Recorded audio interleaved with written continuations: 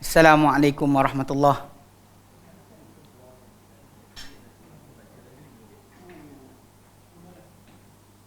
Bismillahirrahmanirrahim. Alhamdulillahirabbil alamin. Nahmaduhu wa nasta'inuhu wa nastaghfiruh. Wa na'udzu billahi min syururi anfusina wa sayyiati a'malina. May yahdihillahu fala mudilla lahu wa may yudlilhu fala hadiya lahu. Asyhadu an la ilaha illallah wa asyhadu anna Muhammadan abduhu wa rasuluh. Allahumma salli ala Muhammad wa ala ali Muhammad kama sallaita ala Ibrahim wa ala ali Ibrahim wa barik ala Muhammad wa ala ali Muhammad kama barakta ala Ibrahim wa ala ali Ibrahim fil alamin innaka Hamidum Majid. Rabbi shrah li sadri wa yassir li amri wa hlul 'uqdatam min lisani yafqahu qawli, amma ba'd. Alhamdulillah, kita bersyukur kepada Allah Ta'ala kepada kita berkumpul insya-Allah pada pagi ini. Yang biasanya Sabtu jarang-jarang kita ada program, ya saya sendirilah pribadi. Cuma ini program untuk mengisi ruang Baitul Salam jangan kosong. Ala kuliah kerana lewat makluman dan sebagainya, mungkinlah kita kata siapa yang dapat hadir, siapa tak dapat insya-Allah ikut online. Dan saya pilih hari ini tajuk mengikuti Nabi SAW di bawah skop 2 wahyu. Sebenarnya tajuk ni diekstrak ataupun dikeluarkan daripada satu buku yang diterbitkan di bawah majalah Al-Bayan yang bertajuk Mahabbatin Nabi SAW, bainal Mahabbatin Nabi SAW bainal salam, dia kata bainal ijlal wa ikhlal, mencintai Nabi SAW di antara pengagungan dan juga pengabaian, mana terlampau agungkan atau abaikan. So ini salah satu tajuk dalam buku tu. Dia kumpulkan tajuk tu beberapa orang penulis, dan yang saya ambil ni untuk diterjemahkan dan diajarkan adalah tajuk berkenaan dengan tajuk mengikuti Nabi. Dia ada tajuk berkenaan dengan tajuk banyak. Dalam buku tu ada 4-5 tajuk. Ini salah satu tajuk dia. Tajuk pertama banyak syair, try juga terjemah tak siap. Yang ala kulli hal, ini yang dikarang oleh Syekh Faisal bin Ali Al-Ma'dani. Baghdad ni nama tempat di Yaman. Beliau karang buku tajuk ni kerana inilah berkaitan buku tersebut. Itu buku yang dikeluarkan berkaitan dengan mencintai Nabi dan antara pengagungan dengan pengabaian. Dan memang kebetulan kita dah masuk bulan Rabiul Awal, dan tajuk ni adalah tajuk yang paling sinonim dengan bulan Rabiul Awal. Terutama orang akan tunjukkan cinta Nabi dengan cara pelbagai. Kita cinta Nabi, tapi kena peringatkan kewajipan sebenar cinta Nabi. Tajuk ni mungkin tak boleh habiskan hari ni semua sekali, tapi kerana ia adalah tajuk sepanjang hayat. So manusia ni takkan menjadi mendapat cinta Allah Taala ataupun mendapat kedudukan di sisi Allah Taala kecuali dengan ittiba' kepada Nabi SAW. Dan diutuskan Nabi untuk diikuti, untuk ditaati, bukan untuk diagung dan disanjung semata-mata. Dan sanjungan dan juga menetapkan simbol untuk Nabi SAW sahaja tidak madai. Yang tuntut dari kita adalah mengikuti dan juga mencontohi baginda SAW. Sebab itu baginda diutuskan. Betul Allah sebut dalam Al-Quran, dan syiar bagi tajuk ni adalah ayat 31 surah Ali Imran. Yang Allah nyatakan, a'udzubillahi minasyaitonirrajim. Qul in kuntum tuhibbunallah fattabi'uni yuhibbukumullah wa yaghfir lakum dhunubakum wallahu ghafurur rahim. Katakan, ya Muhammad, jika kamu semua mencintai Allah Ta'ala, ikutlah aku. Ikutlah Muhammad SAW. Nescaya yuhibbukumullah, Allah Ta'ala akan mencintai kamu balik. Wa yaghfir lakum dhunubakum, Allah Ta'ala ampun untuk kamu dosa-dosa kamu. Wallahu ghafurur rahim, Allah Ta'ala Maha Pengampun lagi Maha Penyayang. So jadi memang itu syiar sebenarlah yang mana menjadi tajuk utama ittiba' yang kita bincang hari ini insya-Allah. Baik. Berkata pengarang buku kita pendahuluan, mengikuti Nabi SAW adalah salah satu ketetapan dan asas agama Islam. Ia juga antara prinsip dan perkara mesti diketahui daripada syariah. Nas-nas syariah yang saling sahih menimpa ruah menjelaskan dan menegaskannya. Antaranya firman Allah Taala surah Al-Hasyr. Allah Ta'ala nyatakan, wa ma atakumur rasulu fakhudhuh wa ma nahakum anhu fantahu. Dan apa-apa jua yang diberikan Nabi SAW kepada kalian, maka terimalah, dan apa-apa yang baginda larang kalian, maka tinggalkanlah. Okey. Dan Allah Ta'ala firman surah An-Nisa 80, Allah nyatakan, mayutir rasul faqad ata Allah, barang siapa mentaati rasul maka telah mentaati Allah Ta'ala. Barang siapa yang ingkar, maka kami tidak akan mengutuskan kau Muhammad untuk mereka sebagai pengawal. Okay. Tetapi itu tidak menghalang, walaupun kita tahu dah itu asas atau basic. Semua orang semalam khutbah pun di Selangor, di semua tempat, tak saya memang keluar ayat yang 31 Ali Imran kita baca tu. Semua khatib baca. Semua khatib baca. Tajuk ni, bila ayat ni tak boleh tinggal. Ayat 31 Ali Imran tu. Tapi macam itulah dia kata, walaupun begitu tak menghalang terselewengnya beberapa kumpulan umat Islam yang menyusuri jalan yang masyhur dan mengekalkan jalan lurus, di mana bergelora kefahaman dan tergelincir pendirian padanya. Dan dia antara perkara yang membuatkan keperluan menjelaskannya menjadi semakin besar dan menjadi penerangan menjadi wajib.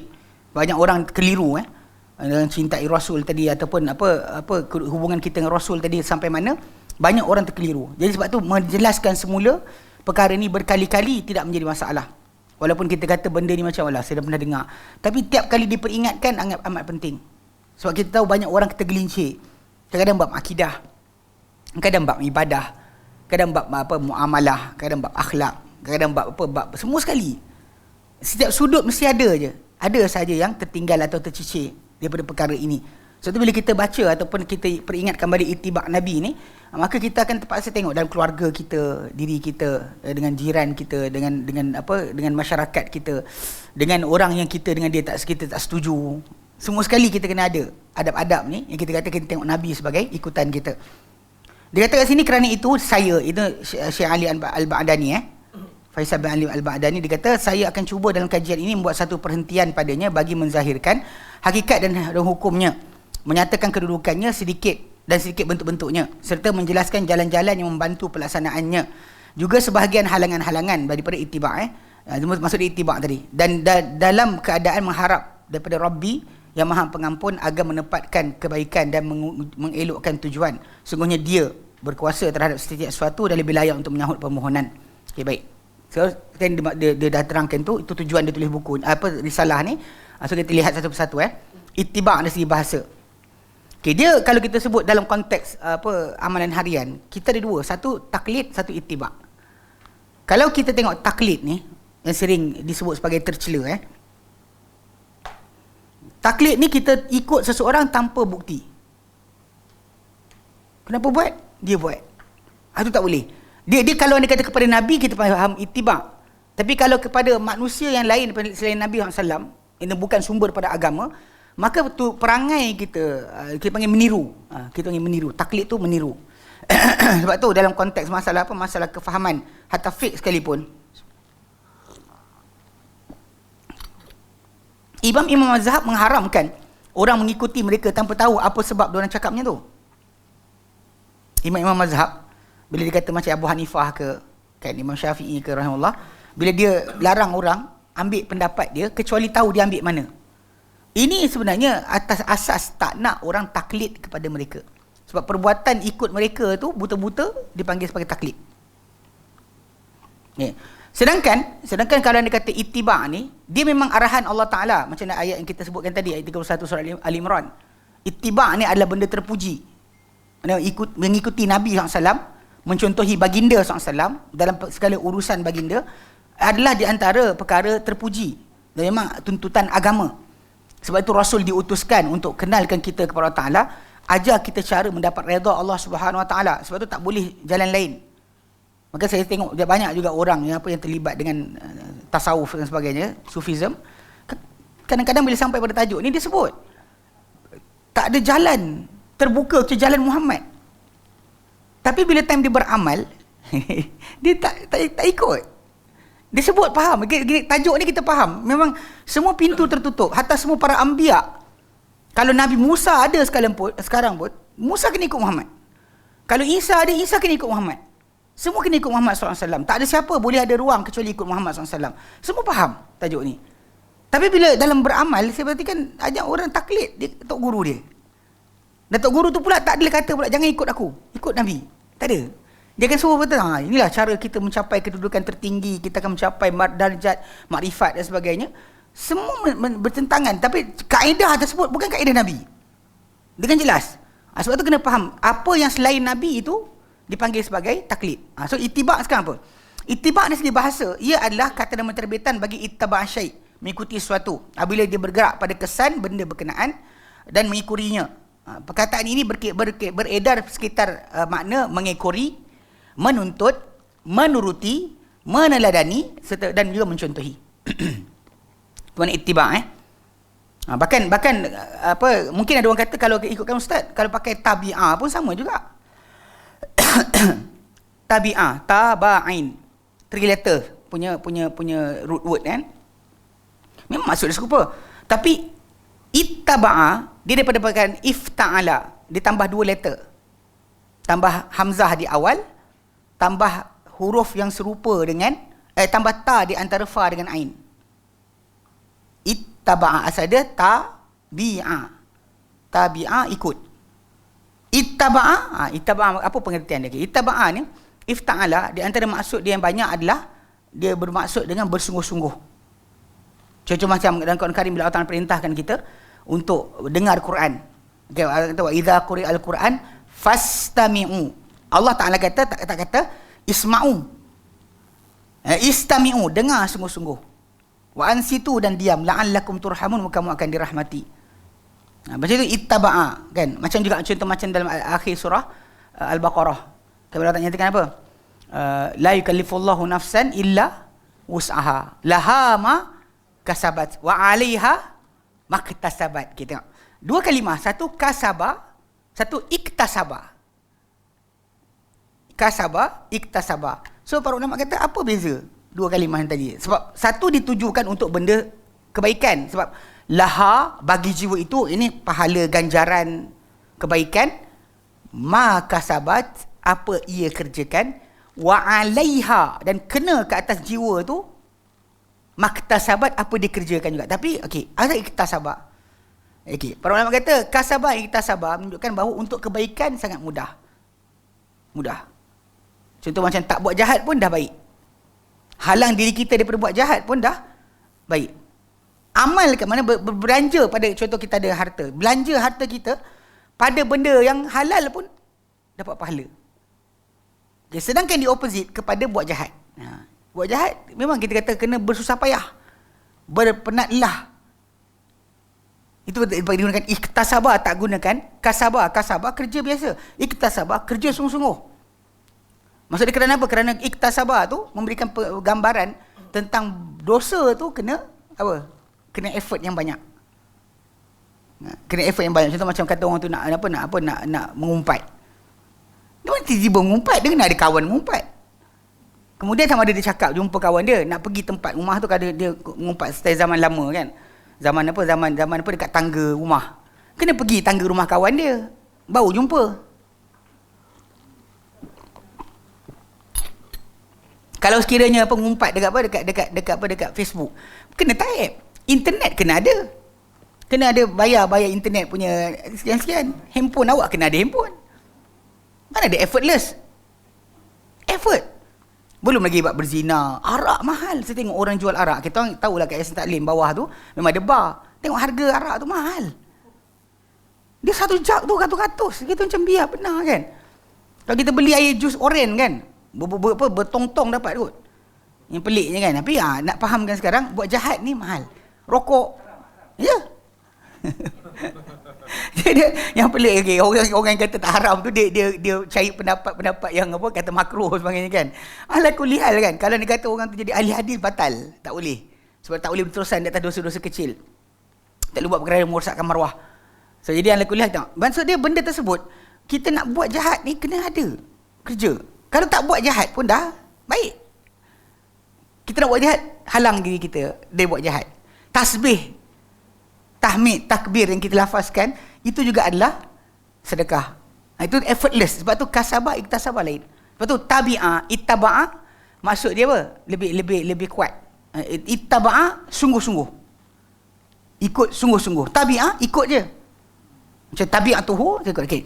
Dan dikatakan ittaba'al Quran, seorang tu mengikuti Quran, maksud dia apa? Berimam dengan Quran serta beramal dengan apa dalamnya. Berpandukan kepada Quran dan juga beramal apa dalamnya. Dan bila kata ittaba'ar Rasul, mengikuti Rasul SAW, meneladani baginda. Okey, menuruti asar baginda dan mencontohi baginda SAW. Cari apa yang sahih daripada baginda serta ikut apa yang boleh dia ikut. Contoh macam perempuan tak ada janggut tu salah ikut pasal janggut kan. Itu kena faham juga ittiba' Nabi kan. Saya tak ittiba' Nabi pun sebab apa? Sebab saya tak ada janggut. Dulu kan ada jadi kes saya tahu. Orang kan zaman sekarang suka pakai apa? Kopiah pakai apa? Tudung serban. Kan tudung serban kan tengkuk nampak serban. Dia dulu kat kami jumpa seorang akak ni. Dia tak tahu hilang lama dah. Dia datang belajar, datang kelas pakai tongkat, pakai serban. Macam serban. Lepas tu tiba-tiba datang seorang staff kami kawan. Dia tanya soalan. Dia kata, "Kak, asal akak pakai tongkat kenapa?" Dia kata, "Ini sunnah kan. Sebab tu akak pakai tongkat. Sebenarnya tongkat yang Nabi bawa untuk cacak kat tanah untuk solat. Nabi cacak tongkat pendek yang Nabi bawa tu untuk cacak di tanah untuk solat, halang jangan ada di antara Nabi dengan kiblat sebarang benda lintas." Datang dia pakai tongkat gitu kan. Lepas tu budak ni tanya, "Ini kan sunnah." Tu ni mana dia ikut serban. Lepas tu tongkat. Lepas tu saya kata ni kau jumpa kakak tu nanti, kalau dia datang cakap, "Kak janggut ni." Benda tu ittiba' Nabi lah, pada perkara yang betul lah, berpadanan dengan keadaan anda lah. Sebagai seorang wanita ada cara dia, lelaki ada cara dia. Setiap orang ada cara dia, bapa ada cara dia. Itu maksud meneladani Nabi SAW. Ittiba' dari syarak adalah iaitu meneladani dan mencontohi Nabi SAW dalam kepercayaan, i'tiqad, kata-kata, perbuatan, dan juga peninggalan. Peninggalan tu maksud dia apa yang Nabi tinggalkan. Nabi tak buat, kita jangan buat maksud dia. Okey, melakukan, dan kita kata melakukan benda itu seperti dilakukan oleh Nabi SAW, mengikuti bentuk yang dilakukan Nabi SAW, bentuk kena serupa yang berupa mewajibkan atau menggalakkan atau membolehkan atau makruhkan atau menegah. Pasal kita tahu bahawa benda-benda tadi daripada Nabi SAW ada benda harus, ada benda Nabi buat tu harus, ada benda Nabi buat digalakkan ikut, memang suruh ikut, diwajibkan pun ada. Okey, serta wujudnya tujuan dan kehendak untuk perkara berkenaan. Okey, sekarang diterangkan satu persatu. Ittiba' Nabi dalam kepercayaan. Okey, macam mana berlaku? Berlaku dengan seorang hamba itu mempercayai apa dipercayai oleh Nabi SAW, mengikut bentuk yang dipercayai oleh baginda, serta dari segi wajib maupun bid'ah. Kerana keadaannya sebagai salah satu asas agama atau bercanggahan dengan dasarnya atau merosakkan sempurnaan agama. Contoh macam ni, bila Nabi SAW suruh kita percaya Allah ada arash, percaya je lah. Yang kita macam tak ada arash dalam hati manusia. Arash tu dekat langit ketujuh, disebutkan oleh Nabi SAW, ditunjukkan, Nabi beritahu pada kita. So, adalah. Walaupun kita faham, walau tak faham. Tak faham kan? Tidak faham bukan maksud anda kena tukar syariat kepada akal anda. Allah ada, mana kata Allah ada wajah Allah Ta'ala, sebutlah. Ini kepercayaan i'tiqad Nabi suruh. Maka kita i'tiqad. Kemudian di opposite kepada itu adalah apa Nabi larang kita percaya. Contoh macam hujan turun dengan sebab bintang-bintang. Bintang ni, kita dapat hujan. Macam hadis Nabi SAW, Nabi pernah kata, Allah Ta'ala bila bangun pagi, para sahabat bersama Nabi SAW, maka ketika tu Nabi SAW dengan para sahabat kesan basah hujan. Nabi kata apa? Atadruna madza qala rabbukum? Kalian tahu tak apa Tuhan kamu kata? Tuhan kalian kata. Para sahabat kata Allah Rasulullah alam, kami tak tahu. Nabi kata yaqulullah tabaraka wa ta'ala, berkata Allah tabaraka wa ta'ala, asbaha min ibadi, bangun pagi dari kalangan hamba-Ku ini, mu'minun bi wa kafirun, ada beriman dengan Ku, ada yang kafir. Pagi ni, hujan, lepas kesan hujan ni, ada orang bangun pagi beriman, ada bangun pagi kafir. Fa amman qala, adapun siapa-siapa yang berkata, mutirna bi fadlillah wa rahmatihi, kita dihujankan malam tadi dengan rahmat Allah Taala dan juga kelebihannya, fadzalika mu'minun bi wa kafirun bil kawakib. Maka orang itu adalah orang beriman dengan Allah Ta'ala dan kufur dengan bintang-bintang. Wa amman qala, adapun siapa-siapa berkata, mutirna binau'i kadza wa kadza, kami dihujankan dengan bintang ini. Fadzalika kafirun bi, kufur dengan ku, wa mu'minun bil kawakib, dia beriman dengan bintang-bintang. Ni benda Nabi larang kita percaya. Percaya ada orang tahu benda ghaib.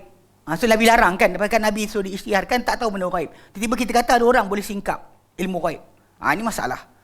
Sebab tu i'tiqad, apa Nabi i'tiqadkan, Nabi suruh kita percaya, Nabi percaya. Mana Nabi kata bukan benda kepercayaan. Bahkan Nabi kata ini bid'ah, ini benda yang bukan termasuk dalam kepercayaan betul, yang tak diajarkan oleh agama, maka kita yang percaya. Once kita percaya je rosak. Itu sebab kenapa dalam masalah ittiba', dalam masalah kepercayaan macam mana Nabi percaya, kan, dan juga dalam segi dua sudut, sama ada percaya dengan masalah mengiyakan atau kepercayaan menafikan perkara tersebut daripada agama. Hinggalah dengan sebab ia dipercayai oleh baginda, sebab Nabi percaya macam tu, kita percaya macam tu. Okey, itu pertama.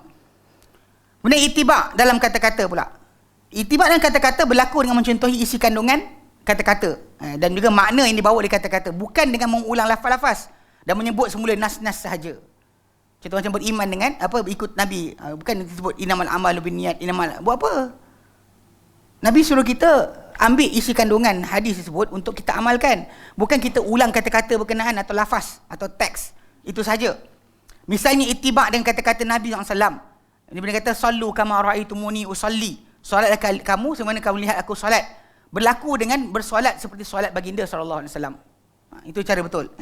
Itibak kata-kata Nabi SAW. Nabi kata dalam hadis Nabi SAW, Nabi kata la tahasadu wala tabaghadu wala tanajashu. Nabi kata la tahasadu, yang kamu dengki-mendengki, wala tanajashu, yang kamu saling menipu harga barang. Itu adalah dengan meninggalkan berdengki dan dalam menipu dalam harga barang. Itibak kata-kata Nabi. Nabi kata apa? Man su'ila an mas'alatin an mas'alatin atau an ilmin kana ya'lamuhu. Barang siapa ditanya tentang satu ilmu yang dia mengetahui tentangnya, fakatamaha, thumma kata dia tahu tapi dia sembunyikan.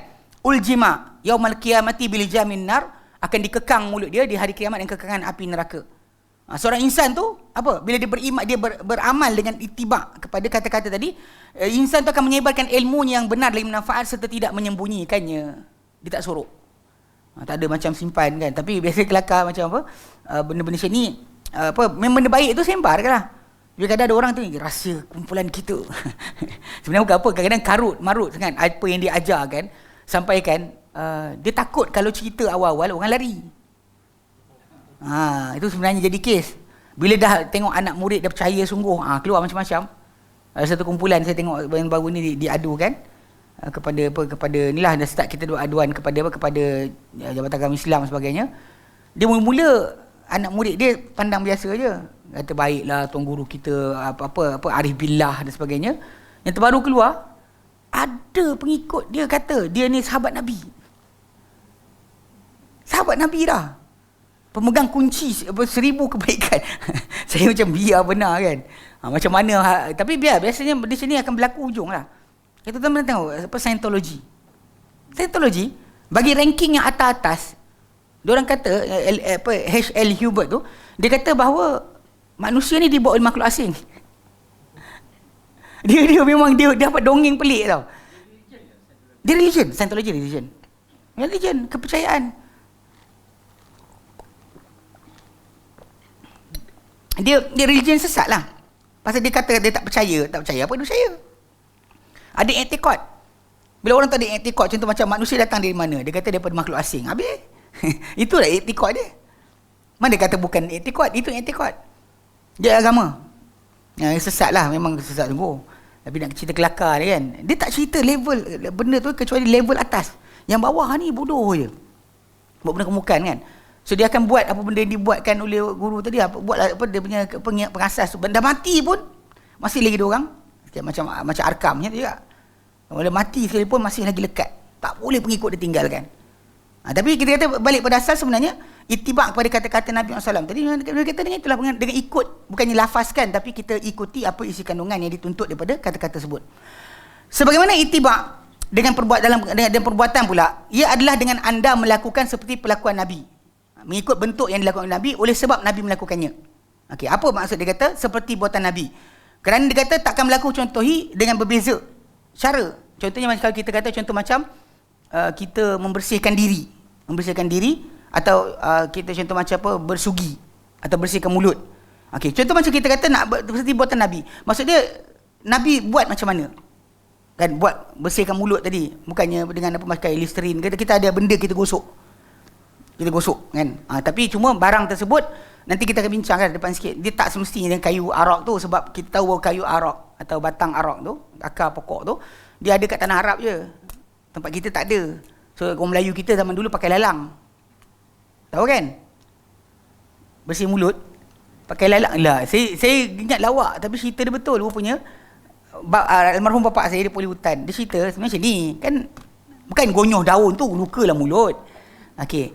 Kan lalang tu punya pangkal, potong. Macam serai kan. Itu macam tu, gigit. Lepas tu gonyoh lah. Siapa rasa malas beli bergigi, pakai tu. Pakai apa? Serai pun boleh. Arang style ni, style gonyoh. Tumbuk gonyoh. Gonyoh kat gigi, yang tu. Dia jadi macam benda tu macam apa? Sandpaper lah, kita gonyoh-gonyoh atas tu. Tapi kalau anda kata lalang tu, dia pakai macam tu, potong bawah. Saya tak faham kenapa. Mula-mula saya tak reti macam mana. Saya tanya bapak saya cakap macam tu. Cara dia. Dia orang kena tanya tua sungguh lah. Dalam kelas ni ada yang tua, tapi tak setua bapak saya dulu. Bapak saya lahir tahun 32. Almarhum bapak saya, tahun 32 dia lahir. So tua sungguh lah. Jadi, bab benda tu dia bercerita lah. Dia makin lama kita tinggalkan zaman ni, makin banyak benda kita tak tahu sebenarnya. Orang dahulu dah tak sempat sampaikan ilmu pada anak-anak. Sekarang anak-anak tak tahu benda. Itu contoh macam tu kan, pembersihan mulut. So konsep dia maksudnya bila kita kata buat macam Nabi buat. Okey. Jadi tak akan jadi kecuali dengan contohi cara Nabi buat. Kemudian mengikuti bentuk yang Nabi buat. Maksud dia menyertai pada tujuan berkenaan dengan pada niatnya. Keikhlasan, penentuan perbuatan sebut dari segi keadaan wajib atau mandub. Contoh macam perbuatan tadi, wajib ke sunat? Kan? Wajib ke sunat? Kemudian macam Nabi, kekerapan Nabi buat contoh macam tu kan. Okay. Contoh macam bersihkan mulut. Nabi masuk rumah je bersihkan mulut. Okay. Pagi-pagi bangun pagi je Nabi bersihkan mulut. Sentiasa Nabi bersihkan mulut macam tu. Perbuatan Nabi SAW. Okay. Dan juga dia kata dan tidak berlaku contohi, dia kata tak ada boleh contohi dengan berbeza matlamat dan niat. Sebab Nabi punya matlamat dia sebut al-siwak matharatun lil fammi, penyucian bagi mulut, wa mardatil rabbi, dan juga keredaan di sisi Tuhan. Dua-dua. Kita ada tujuan kita bersihkan mulut tu, dah ada Nabi sebut. Pembersihan bagi mulut dan juga apa? Keredaan di sisi Tuhan. So kalau dia kata orang tu buat benda berkenaan, dia tak ada niat macam tu, dia rugi. Tak dapatlah kalau dia kata supaya orang pandang saya handsome. Nanti orang kata apa pula? Tak. Kita ke masalah tu. Sebab tujuan Nabi SAW ada ke atas tadi. Dan kata-kata kita, oleh sebab baginda melakukannya, kerana jika serupa dengan perbuatan dan tujuan, tapi dia, bukan mencontohi melalui Nabi, bukan itibak jugalah. Kalau bukan kerana ikut Nabi. Kenapa buat? Sebab apa profesor saya kata. Sebab apa doktor saya kata. Pensyarah saya kata. Tak hilang. Tak serupa lah. Sebab kena ada dalam itibak ni, kerana perbuatan Nabi SAW, kita buat tu kerana Nabi buat, di atas bentuk yang Nabi tunjukkan, kerana Nabi sarankan sebagainya. Itu ya. Sebab tu dalam perkara ni kalau kita nak faham, semua benda kita sebut tadi mesti ada saranan Nabi.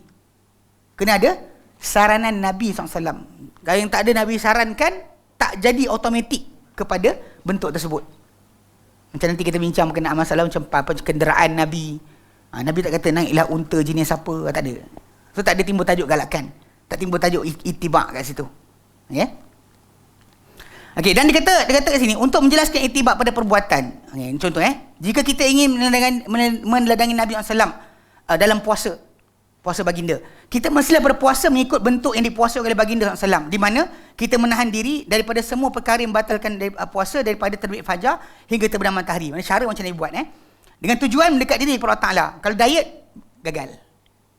Kalau puasa sebab sakit gagal. Kenapa puasa? Sakitlah. Gagal. Bukan itibak lah. Sebab puasa kita tak boleh kerana itu. Sebab kita tahu dalam konteks masalah konsep Islam dalam berpuasa, bukan tujuan untuk sihat. Even tu ada satu hadis yang dhaif berbunyi, sumu tasihu, berpuasalah kamu akan sihat. Tapi kita bukan berpuasa untuk sihat. Kita berpuasa kerana apa? Ni tajuk asalnya, itibak kepada Nabi. Dapat ketakwaan. Kena faham.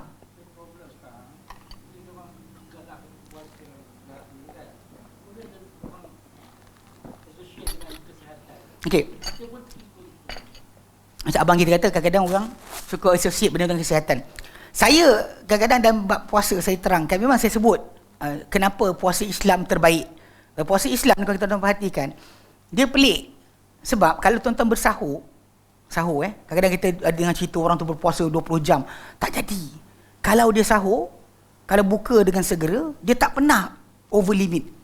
Even kalau kita puasa sekarang ni kan, hari biasa kita pukul 6 pagi kita start, berlapar, pukul 7 katakan kita buka puasa, sebenarnya kita berlapar 6 jam je.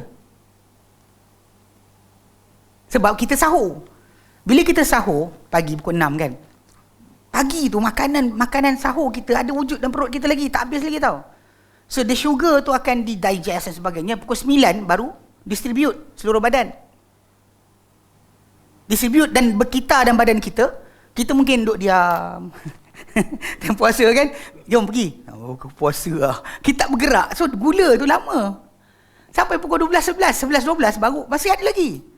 Kita mula kering bibir pukul 1 tengah hari kan, mula start rasa bibir kering.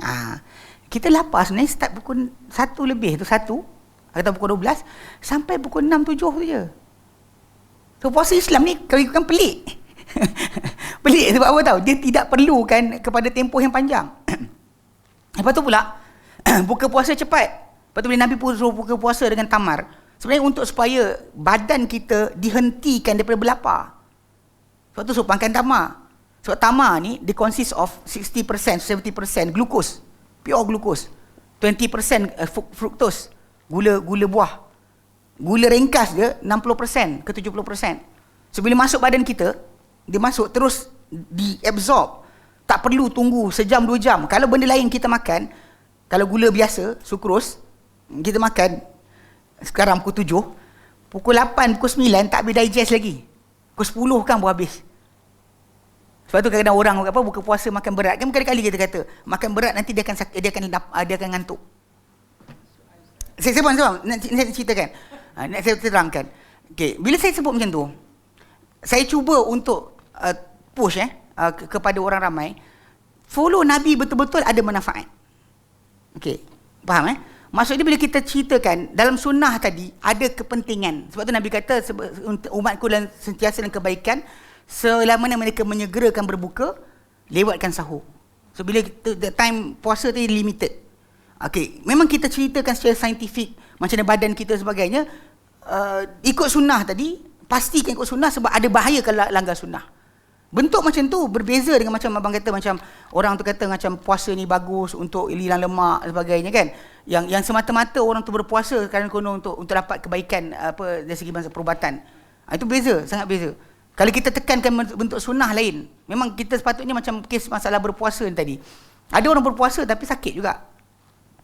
Kalau anda kata anda dapat sihat dengan berpuasa, alhamdulillah, itu bonus. Faham tak? Macam kes pergerakan solat. Kita bergerak dan solat tadi sebab Nabi suruh kita solat macam Nabi. Setiap sendi badan kita digerakkan. Bahkan gerakkan tangan kita dan sebagainya kan. Tak ada tempat yang tak bergerak. Okay. Tapi kalau kita solat untuk stretching badan. Ada orang tu kata, Ustaz, saya kalau main badminton kan, sakit belakang. Kalau solat tu saya prak. Rasa sedap tu Ustaz. Habis lah. Habis. Terus rosak. Sebab betul macam problem tak. Okay. Benda ni macam mana kita nak tapis? Kita tapis dengan masalah tadi lah, itibak tadi. Kena pastikan setiap amal kita buat, terutama yang ibadat khusus tadi, tak boleh ada side panggil apa? Yang tepi-tepi. Mana tujuan sampingan. Oh, sideways tak boleh. Tak boleh. Jangan. Tak boleh kita sibuk dengan benda-benda tepi. Benda tepi tu adalah benda tambahan. Yang utamanya kerana macam disebut tadi, kerana Nabi buat.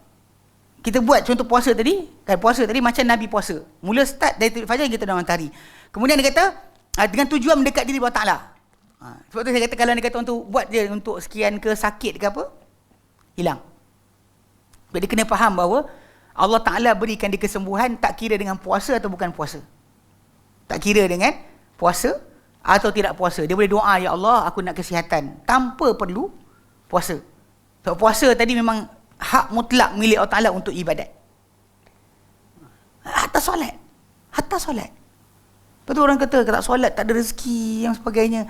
Jangan associate. Seriously. Sangat bahaya. Bila orang tu associate benda macam ni, dia associatekan ibadat tadi dengan masalah rezeki. Lepas tu, orang tu akan terfitnah. Bila tengok orang kafir tak solat tapi kaya. Tu kereta besar-besar. Kata apa benda kerja diorang ni? Kereta tu kan kurang bulan-bulan kena bayar 3,000. Ikut price kereta tu, monthly payment dia 3,000. Kita pandang dia pakai. Macam banyaknya duit orang ni. Kerja apa? Interior design. Nak kata kaya, manjang ada projek. Tak juga. Contohnya kan. So benda macam ni kadang-kadang kita perhatikan akan jadi fitnah kepada orang yang salah faham tadi. Bila cari side benefit daripada ibadat tu, tak boleh. Pasal puasa mesti lillahi ta'ala saja. Solat lillahi ta'ala saja. Betul dia kata, tapi ustaz macam solat duha untuk kaya. Itu betul, Nabi tak pernah kata solat duha untuk kaya.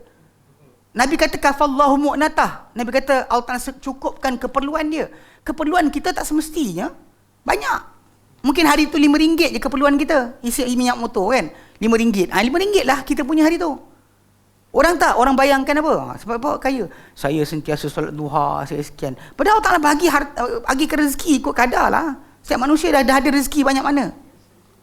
Kan? Ini benda ni yang dia bab akidah ada lari. Sebenarnya. Sikit lari. Saya ingat ada seorang doktor kot, saya tengok bahagian psikiatris kat Putrajaya kot, dia bincang tajuk ni. Macam dia kata apa? Dia kata bila orang tu kata dia ada depression kan. Dia kata suruh solat sebagainya. Dia kata tak, sebenarnya masalah tajuk utama. Solat tu adalah untuk menguatkan sebuah hubungan kita dengan Allah Ta'ala. Mana manusia yang sedar dia ada Tuhan, dia akan, masalah depression tadi akan hilang. Dia sedar ada tempat dia mengadu, tempat ya Allah aku sekian. Dia orang tu depres bila tak ada siapa nak dengar pengaduan dia. Tak ada tempat dia nak merayu. Tapi kalau kata orang solat tak ada masalah tu, kita kata kalau dengan kefahaman yang salah dia gagal.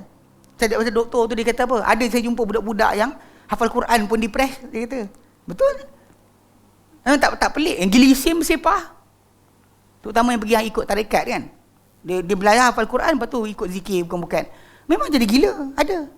Tengah-tengah malam berenang dan kolah. Baca Quran sambil berenang. Tengah-tengah malam pukul 3 pagi. Ada. Gila isim ni panggil.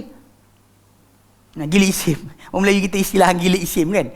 Mana sedangkan para sahabat Nabi semua ingat Allah Ta'ala, tapi tak ada seorang pun gila. Kan? Lebih cinta Rasul, lebih ikut perintah Allah Ta'ala, tapi tak ada seorang pun gila. Tapi daripada manusia punya perspektif umum zaman kita ada. Timbul tajuk manusia macam tu. Yang mana dia jadi gila sebab kerana cinta Allah Ta'ala sangat, mana ada. Kan? Betul, pelik kan? Tapi macam mana betul. Jadi doktor tu dia kata tak betul bila kita kaitkan macam tu.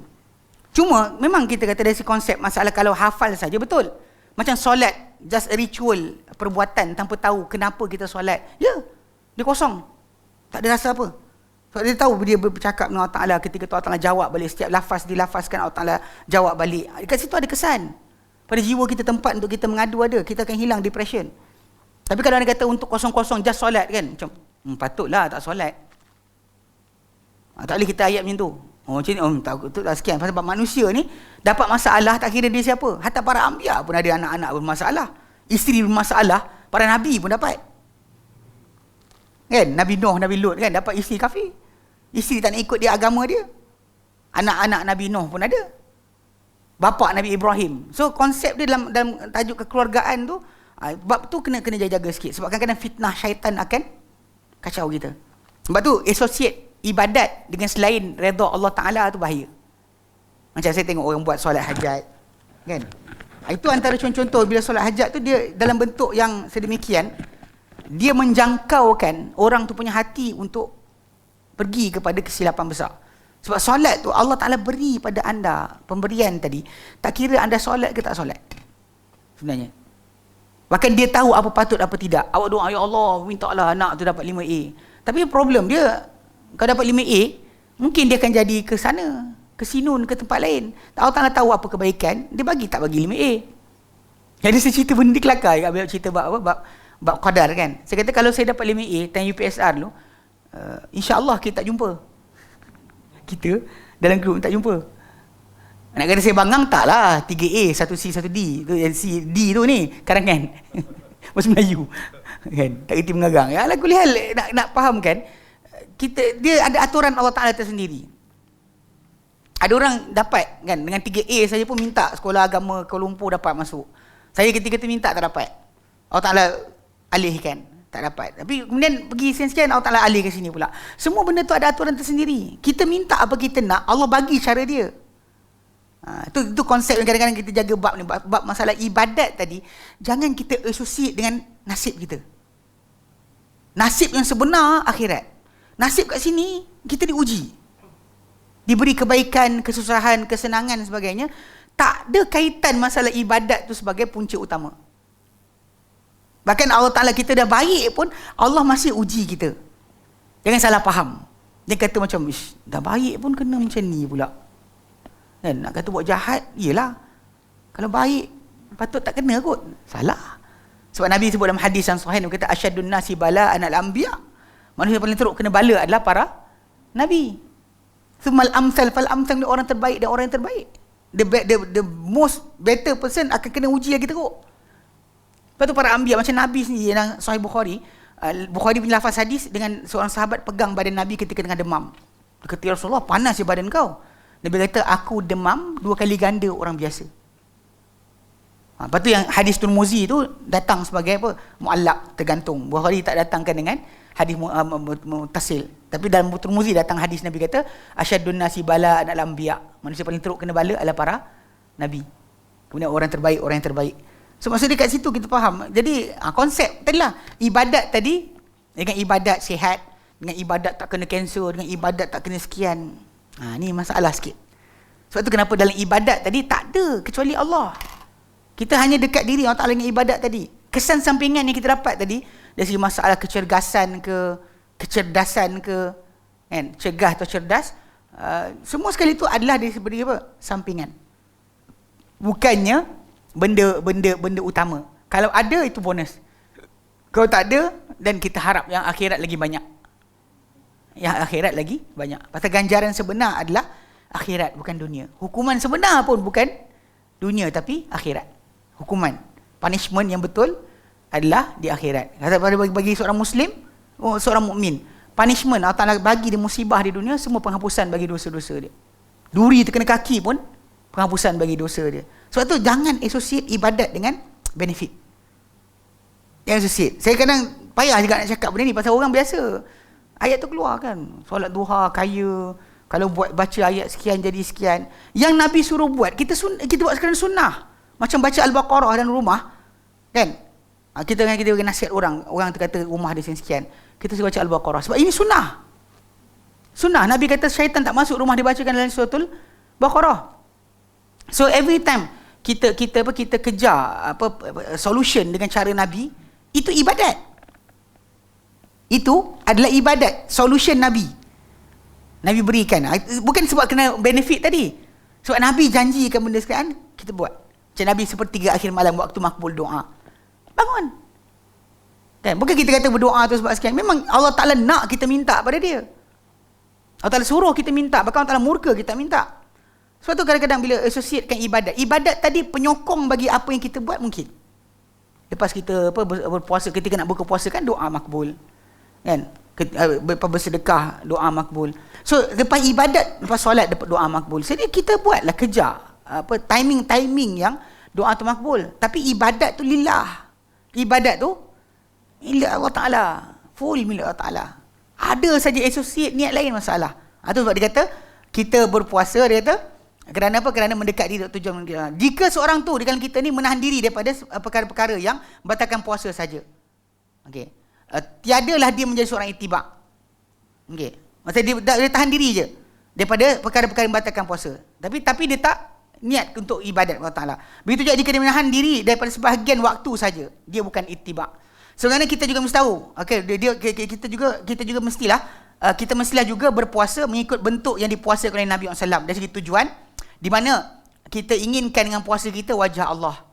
Puasa yang wajib, yang tunai atau qada atau nazar atau sunat seperti tujuan Rasulullah SAW. Kalau kita buat puasa nazar, puasa batalkan apa, sumpah. Kita tahulah puasa batalkan sumpah. Puasa ketika 3 hari, atau puasa ketika kita kafarah 2 bulan. Semua sekali puasa tu kerana puasa yang tujuan Nabi SAW berpuasa dengan sebabnya, atau Nabi suruh demi kerananya. Okey. Seperti mana kita juga mesti berpuasa oleh sebab Nabi SAW berpuasa. Ini tajuk kan. Kenapa puasa tu? Sebab Nabi puasa. Kerana itu kerana itu tidak dikira seorang individu mencontohi seorang individu lain selain Nabi SAW. Kalau dia puasa sebab tok guru dia puasa, tak boleh. Ini ke ittiba'. Yang puasa tok guru saya sarankan, tak pakai. Dia akan berkongsi pada bentuk dan tujuan jika setiap orang dari mereka melakukan perbuatan tersebut sebagai mematuhi perintah Allah dan juga mengikuti Rasulullah SAW. Kalau anda kata orang tu buat kerana perintah Allah dan ikut Rasul, maka kita dapat. Jika tidak, tak ada. Macam puasa bagi orang belajar ilmu gaib Jawa, pati geni. Pernah dengar? Oh, ni orang sini tak dengar. Dia kata tuan pergi belah Perak, Selangor. Johor saya tak dengar. Saya dapat tahu yang dekat belah ni, belah Perak. Kalimah ni pun saya belajar kat Perak. Pati Geni. Puasa 7 hari. Daripada makan nasi ke benda tak, dia puasa pelik sikit lah. Untuk mendapatkan ilmu gaib. Ya kan? Puasa tapi untuk ilmu gaib. Dia memang okey, totally orang tu buat bukan lillahi ta'ala. Macam ada orang, okey, contoh macam saya dulu kan seorang kawan. Dia cerita waktu ustaz dia nak belajar ilmu perbunuhan. Ustaz dia kata, boleh, tapi syarat kau solat berjemaah subuh 40 hari. Selama 40 hari dia solat tu apa dia buat? Itibak Nabi? Tak. Sebab mulut cikgu ustaz dia, dan tujuan pun lari awal-awal lagi. Tak perasan tau, tapi benda tu nampak dia ajar kesyirikan dalam bentuk yang sangat halus. Tapi banyak anak-anak murid dia tak perasan bab ni. Saya perhati kan, dia tak perasan bila dia puasa Tok Sani atau jangan berbohong, jangan sekian kerana silat. Kan? Larangan kerana sekian. Ni memang betul ada saya tengok ada setengah pertubuhan silat dia sebut itu. Even Jabatan Agama Islam pun letak garis panduan. Kalau dia kata pertubuhan silat tadi meletakkan larangan-larangan itu sebagai syarat. Dia adalah di antara perkara yang sesat. Sebab orang tu patut patuh kepada perintah Allah Ta'ala bukan kerana silat. Dia kena solat kerana Allah Ta'ala bukan kerana silat. Dia kena taat ibu bapa kerana Allah bukan kerana silat.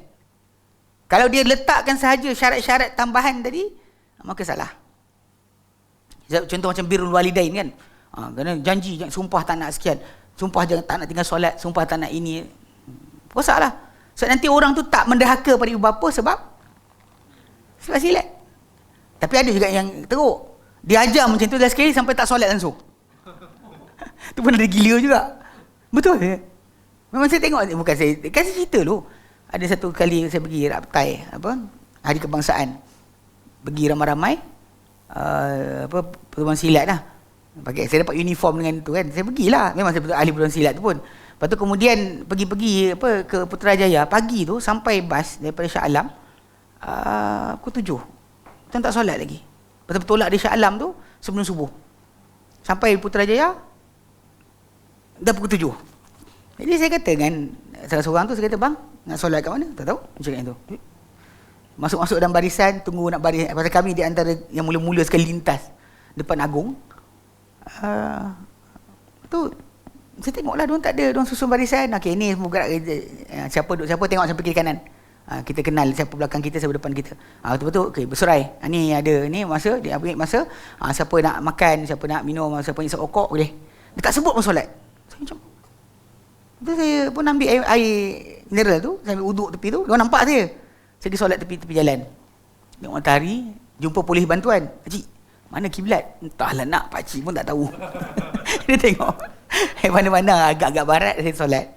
Habis solat saya masuk barisan. Dia nampak saya solat tapi semua senyap, tak cakap apa. Tak apalah. Habis pembarisan, entah Agung ke tepilah. Dekat tepi tu saya tarik. Saya jumpa dengan yang ketua contingent. Dia tarik dia ke tepi. Dia kata, bang, kita tadi daripada Shah Alam 3 biji bas tak solat, saya kata. Subuh. Saya tahulah kita tak nak solat kerana silat, tapi kurang-kurang sebutlah, saya kata. Kurang-kurang cakap lah. Kalau orang tak nak solat, tak ada hal. Tapi kita sebagai ketua kena maklumkan. Nabi kata as-salat saya tak sebutlah saya ustaz. Saya kata dengan dia, saya bukan ustaz. Waktu tu ketika saya dah balik 7 tahun. Lepas balik duduk kat Yaman, saya balik Malaysia sekali. Sepanjang saya duduk Yaman 10 tahun, saya balik Malaysia sekali je, tahun 2005. Jadi waktu tu 2005 saya balik tu, saya tak ada cakap pakai kat kepala Yaman 7 tahun kan. Jadi orang tak tahulah saya belajar agama. Jadi saya kata dengan dia gitu. Saya kata saya bukan ustaz tapi rasa tak kena lah, saya kata. Patut kita bagi tahulah juga. Bukanlah saya nak mengajar tapi cakap tu. Marah dia kata. Awak ingat saya ke nak ke? Itu kita suruh datang awal dia marah. Kita bang dia marah lah. Saya cakap je. Even saya cakap pun asing dia orang. Tak cakap depan-depan, tak cakap dia. Saya tarik dia ke tepi. Baik dah lah. Bukan saya malukan depan orang. Lepas tu dia tanya, Man, ni awak dah ikut mana? Saya Bukit Beruntung. Man, ni budak ni pastikan jangan ikut lagi program kita. Punya marah kan. Tak ada hal. Even lepas tu ada lecture, dia bising. Dia bising kata, ada orang kata kita tak solat. Memang tak solat pun. Tapi dia kata apa? 365 hari kerana Allah, 1 hari untuk negara, apa salahnya? Tuan-tuan dengar ayat dia kan? Sangat bahaya. Tapi kadang-kadang ialah kita tak nak tinggalkan amalan kerana bukan Allah Ta'ala tu. Bukan bermaksud tinggal terus. Mana ada aku solat saja, aku tak solat lillahi ta'ala. Mana ada? Tak solat lillahi ta'ala. Kenapa tak sedekah? Lillahi ta'ala. Mana ada macam tu? Tak puasa? Lillahi ta'ala. Awak tak buat lillahi ta'ala. Mana ada? Sebab tu jaga-jaga bab ni. Pasal kita bab niat ni, kadang-kadang syaitan akan masuk juga. Dia ngamuk lah, dia ngamuk-ngamuk. Lepas tu anak saudara saya, ada 2 orang dalam kumpulan tu. Dia kata ketika dengar ayat-ayat tu kan, orang tu marah, dia kata tak solat kan. Dia kata apa? Ni mesti pakcik aku. Tahu dah, mesti pakcik. Saya cakap je, kan saya buat apa pun. Saya bagi tahu je, tak dengar sudahlah kan. Memang dia ada keris tu, kalau tarik saya tumbuk. Kata kan, ini bukan ni sangat pun. Dia kadang benda macam ni, benda yang kita kata apa, tak ada alasan. Tapi masyarakat Melayu kita ada alasan pemahaman itu. Cuma okey, bab tadi kan elakkan apa beramal kerana silat dan sebagainya, betul lah. Itu betul. Tapi bukan tak beramal langsung. Kenapa tak buat? Takut nanti syirik.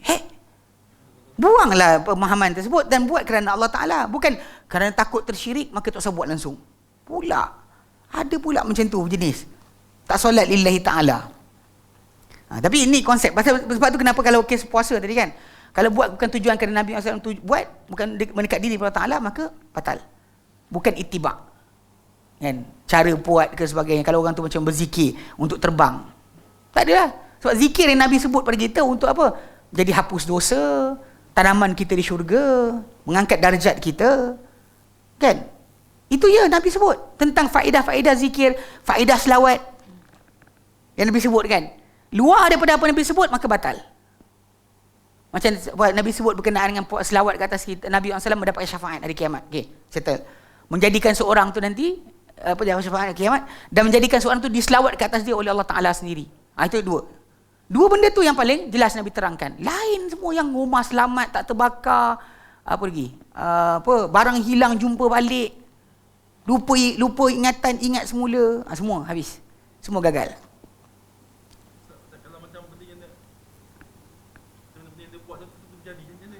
Itu kebetulan lah. Kita tak perlu jadikan alasan. So balik pada asal. Allah beri kerana ini atau kerana ini. Jika tidak, benda tu akan selesai masalah lah. Macam baru ni ada orang dia buat ngarut. Dia kata apa? Dia kata ayat wa kallamallahu Musa taklima, berkata-kata Allah Taala kepada Musa dengan kata-kata. Lepas tu dia sarankan kepada semua orang yang jumpa orang koma, bacakan ayat, bisikkan ayat itu kat telinga. Nanti akan sedar balik. Sebab kononnya, ini kononnya, ketika Musa pingsan, Allah berkata-kata kepada Musa. Macam mana tak saya faham? Sebab memang Musa bercakap dengan Allah Ta'ala sebelum dia pingsan lagi. Mungkin dia minta Allah Ta'ala hari ni, anzur ilaik, kan? Berikan aku tengok engkau. Kau Ta'ala kata kau tak boleh. So perbualan dah berlaku. Allah Ta'ala berkata-kata dengan Musa, dah berjalan.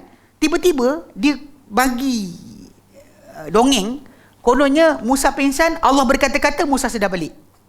Apa ni? Lepas tu dia kata, ayat ni kalau baca dekat orang pingsan, atau orang yang koma, akan bangkit semula.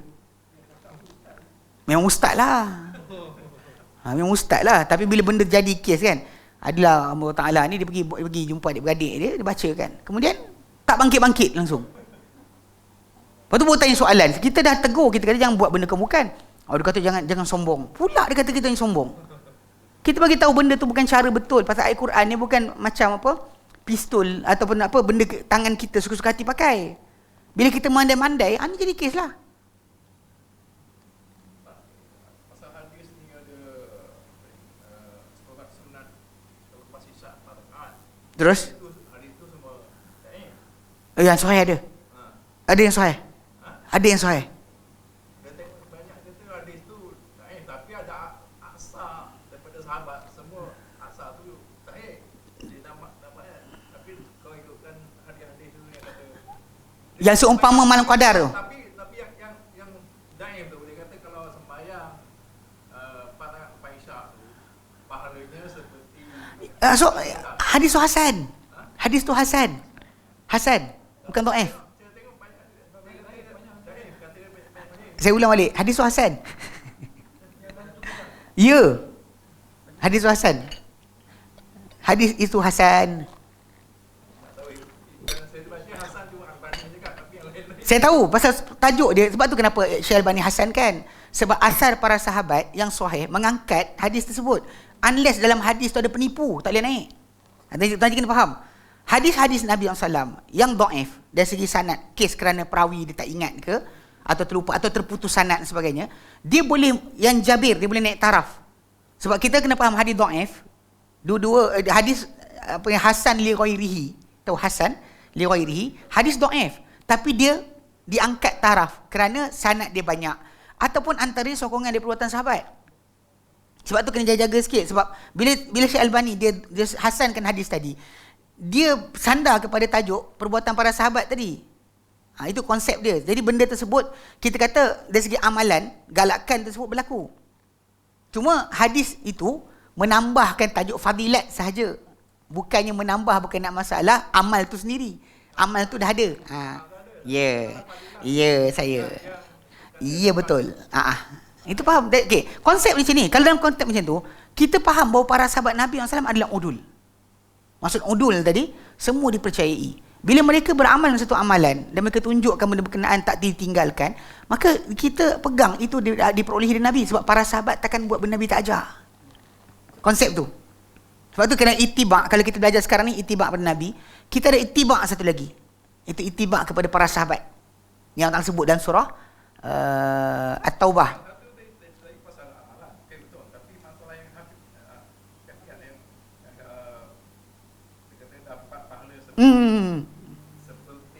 Benda tu sokongan je lah. Sebab kita kata benda tersebut ada sokongan daripada perbuatan sahabat. Sebab tu kita kata benda jadi hasan.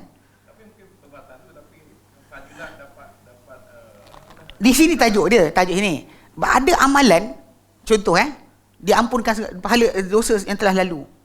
Segala dosa yang lalu. Kita ada Ramadan. Puasa Ramadan sebulan. Tapi Tuan Haji, kalau Tuan Haji pergi ambil uduk, solat 2 rakaat, tak ingat apa, di antara kita ingat Allah Ta'ala saja, solat 2 rakaat ketika lepas wuduk, itu pun dapat pahala hapus dosa apa sebelumnya. Sama aja. Kadang-kadang ada amalan, banyak amalan-amalan yang punya pahala yang serupa tapi tak sama. Contoh macam kes solat di Masjid Quba, solat rakaat Masjid Quba, dapat pahala umrah. So itu masalah pahala tadi. Kalau kita kata nak persoal pahala tersebut, memang kita kata tak boleh kita nak bandingkan. Sebab memang banyak amalan diberikan oleh Allah Ta'ala untuk seorang tu. Contoh macam seorang manusia tu dapat pahala qiyam dan siam. Pahala qiyam dan siam sepanjang masa dengan akhlak yang baik. Akhlak dia baik, dia dapat pahala qiyam, pahala siam. Dia tak puasa sepanjang hari, dia tak juga qiyam sepanjang malam, tapi dengan akhlak yang baik dia mendapat pahala. Itu tak pernah ada contradiction. Sebab dalam konsep masalah pahala tadi, memang Allah Ta'ala boleh memberikan seorang tu nilai pahala yang serupa. Contoh macam Nabi kata seorang yang niat dia betul, dia mati atas katil pun Allah Ta'ala beri dia pahala mati syahid. Niat dia. Allah Ta'ala saya tahu niat kita kan. Orang tu niat betul, walaupun tak mati dalam medan perang, dia mati dekat atas katil pun dapat pahala orang mati dalam medan perang. So itu benda tu fadilat yang Allah Ta'ala berikan berkenaan dengan tajuk kadang-kadang niat, kadang-kadang waktu, kadang-kadang masa, kadang orang yang berniat nak bangun malam tapi tak bangun malam, tidur manjang, tapi dia siap persiapan dah, tapi tidur juga terlajak, maka tetap dapat pahala sepanjang malam bangun. Semua benda tu masalah fadilat. Kalau orang tu nak dhaifkan di atas sebab itu kan, atas sebab kerana contradiction dengan masalah apa, takkanlah ada amalan seperti malam qadar. Tak benda tak kena. Tak kena. Sebab kita kata galakkan bagi perkara tersebut dengan sebab masalah amalan tadi. Walaupun saya secara peribadi saya tak buat, tapi nak fahamkan bahawa dalil tadi Syekh Albani kata hasan sebab kes para sahabat Nabi SAW tadi. So kita nak fahamkan, kalau anda kata benda tersebut ada sokongan daripada perbuatan para sahabat, hadis itu naik. Bila hadis itu jadi hasan, maka orang tu beramal dengan sebab perbuatan tersebut pun tak apa. Unless kalau dia kata maudhu', maudhu' tak boleh lah. Kalau maudhu', contoh macam kes Ada ustaz seorang tu. Dia kata apa? Barang siapa dia buat 4 level. Level 1 2 betul. Nabi kata barang siapa selawat ke atasku sekali, Allah Taala selawat ke atas dia 10 kali. Betul, sahih. Barang siapa selawat ke atasku 10 kali, Allah Taala selawat ke atas dia 100 kali. Ini pun dalam Tabrani. Okey. Lepas tu barang siapa selawat ke atasku 100 kali, Allah Taala 1000 kali. Ini tak ada. Kemudian barang siapa selawat ke atasku 1000 kali, maka bahu dia dengan bahu Nabi akan belaga dalam syurga nanti. Ni ustaz tu dia sebut ni, dua ni betul, sahih. Yang ini tak ada. Walaupun kita tahu tak ada limitation dan kita berselawat ke atas Nabi SAW, cuma galakan tu disebut 1, 10, 10, 100. Mana gandaan. Every time kita selawat ke atas Nabi digandakan kepada 10 kali ganda. Macam tu, bila 100, bila 10 jadi 100. Tapi dia tambah dengan macam ni. Dia kata 1000 kali, maka orang tu bahu dengan Nabi akan belaga dalam syurga. Ini maudhu'. So bila benda ni maudhu' tadi, dua ni tak boleh sebarkan. Maudhu'. Sedangkan dua perkara ini, ya, sebab betul hadis ni sahih. Kalau benda yang dua tu bukan maudhu', katakan hadis lemah, boleh dia Tak boleh. Tu aja sebut. Tadi saya kata Hasan tadi. Ulang balik. Katakanlah yang bila dia dhaif, tak jadi hujah. Tuan Haji, sekarang ni tajuk Tuan Haji sebut tadi, yang Hasan tadi kan. Saya kata Hasan. Saya tak kata dhaif, saya tak kata contoh yang pelawat tu.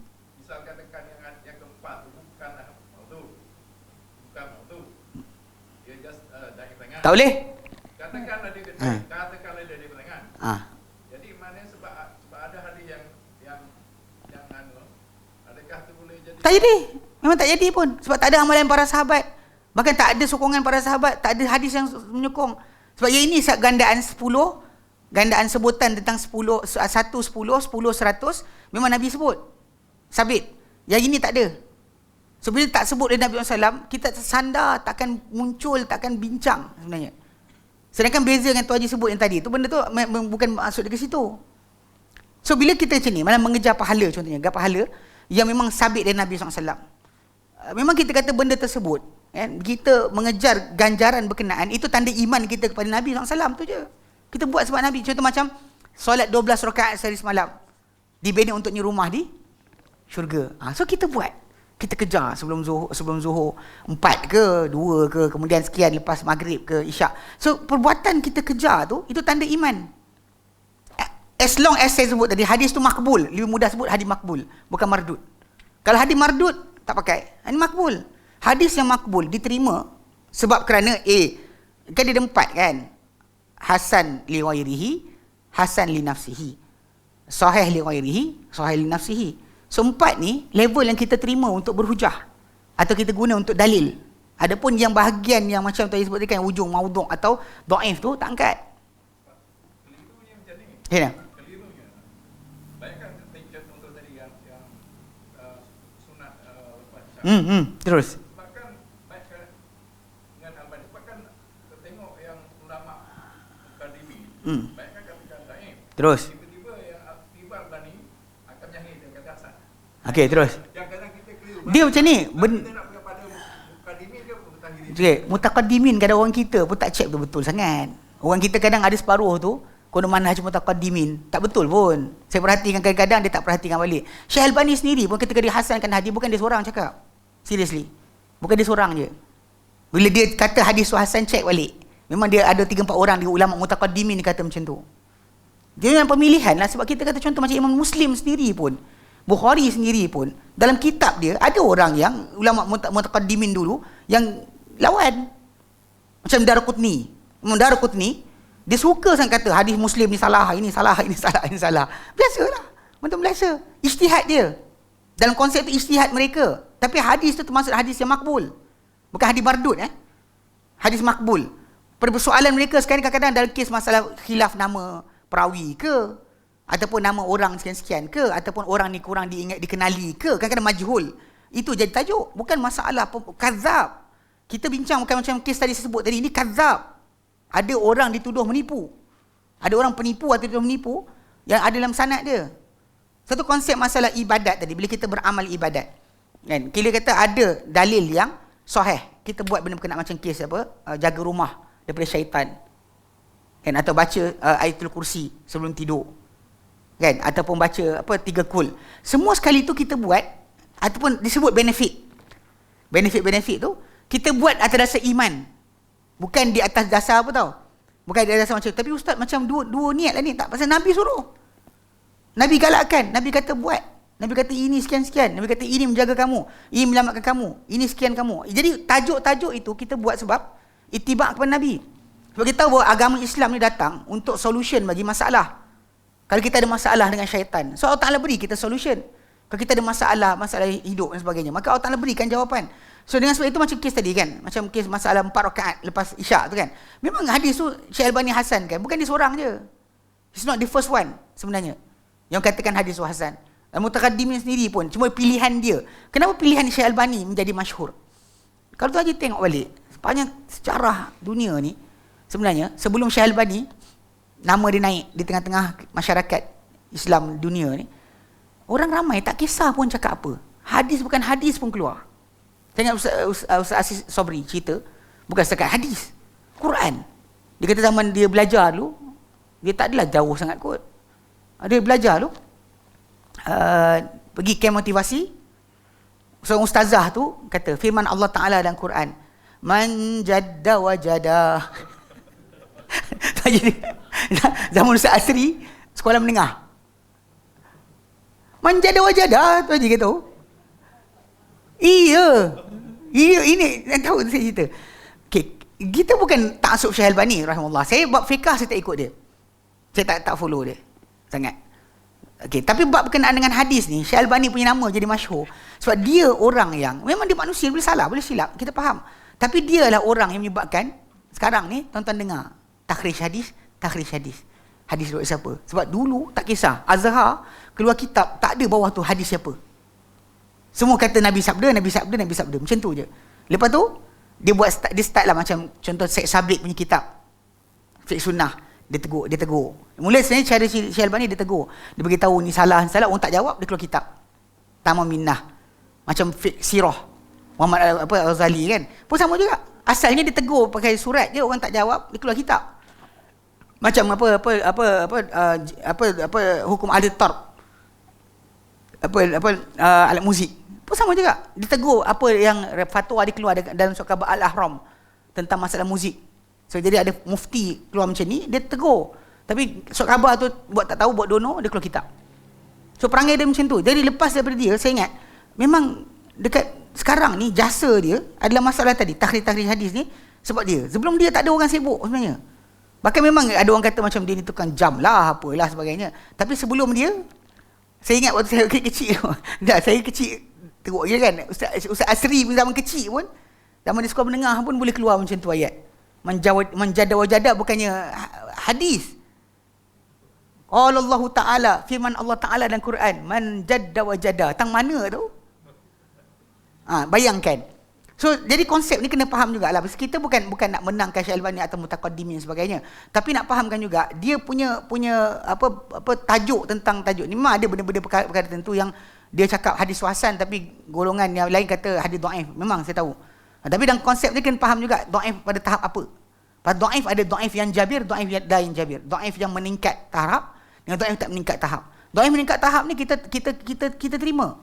Sebab dhaif ni dikira dhaif, dia bagi hasan li ghairihi. Hasan li ghairihi ni hadis yang dhaif tapi meningkat tahap. Sebab tu dia jadi hadis makbul. Hadis yang diterima pakai. Yang satu lagi hadis mardud. Kalau dhaif saja tak pakai. Kita pakai macam tu Jelas baik. Okey, jadi itu dalam masalah tujuan. Jadi kita kata mesti jika seorang tu melakukan perbuatan tersebut sebagai mata Allah Taala Rasulnya, maka ya. Jika tidaklah. Dan kalau tu buat ikut guru dia, bab ni saya tengok masyarakat Islam kita masalah sikit. Yang saya kata kawan saya dulu cerita macam mana dia berpuasa, dia bersolat subuh selama 40 hari berjemaah, dan kalau tak berjemaah ustaz tahu. Ustaz tu tahu kalau tak. Jadi kalau tak jemaah kat surau pun jemaah dengan kawan dekat dalam asrama. Mesti berjemaah. Dia pasti berjemaah. Dia cakap dia 40 hari untuk dapat belajar ilmu perbomohan atau perawatan Islam daripada ustaz dia. Tapi ketika dia buat tu, tempoh dia buat tu habis. Kalau dalam silat gayung 70,000 Allahu Akbar depan asar. Sama. Untuk kebal Bila orang kata jadi, jadi. Memang jadi. Sebab ini panggil istidraj.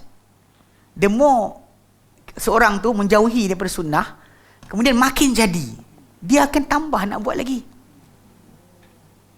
Last sekali dia makin jauh daripada sunnah. Macam dulu, macam saya ingat ada Ustaz Hanafi bin Ahmad, guru Islam cekak tu. Dia kata apa? Dia kata pernah dia beramal dengan zikir. Dia lepas tu bertengkar dengan orang, dia kata orang tu matilah. Lepas tu orang tu mati betul. Hang mati dulu, orang tu mati. Makin kuat dia beratib. Tapi lama-lama dia fikir balik, apa hal kan? Sebab orang tu ni mati, tak ada kaitan dengan mulut awak. Kalau mulut kita kata mati, semua mati orang. Tengok presiden, mati. Kat tepi jalan, mampuslah orang kan. Asal bertekak dengan awak je mati. Amboi. Nabi pun tak dapat macam tu. Perhatikan Nabi SAW diganggu, dikacau oleh musyrikin.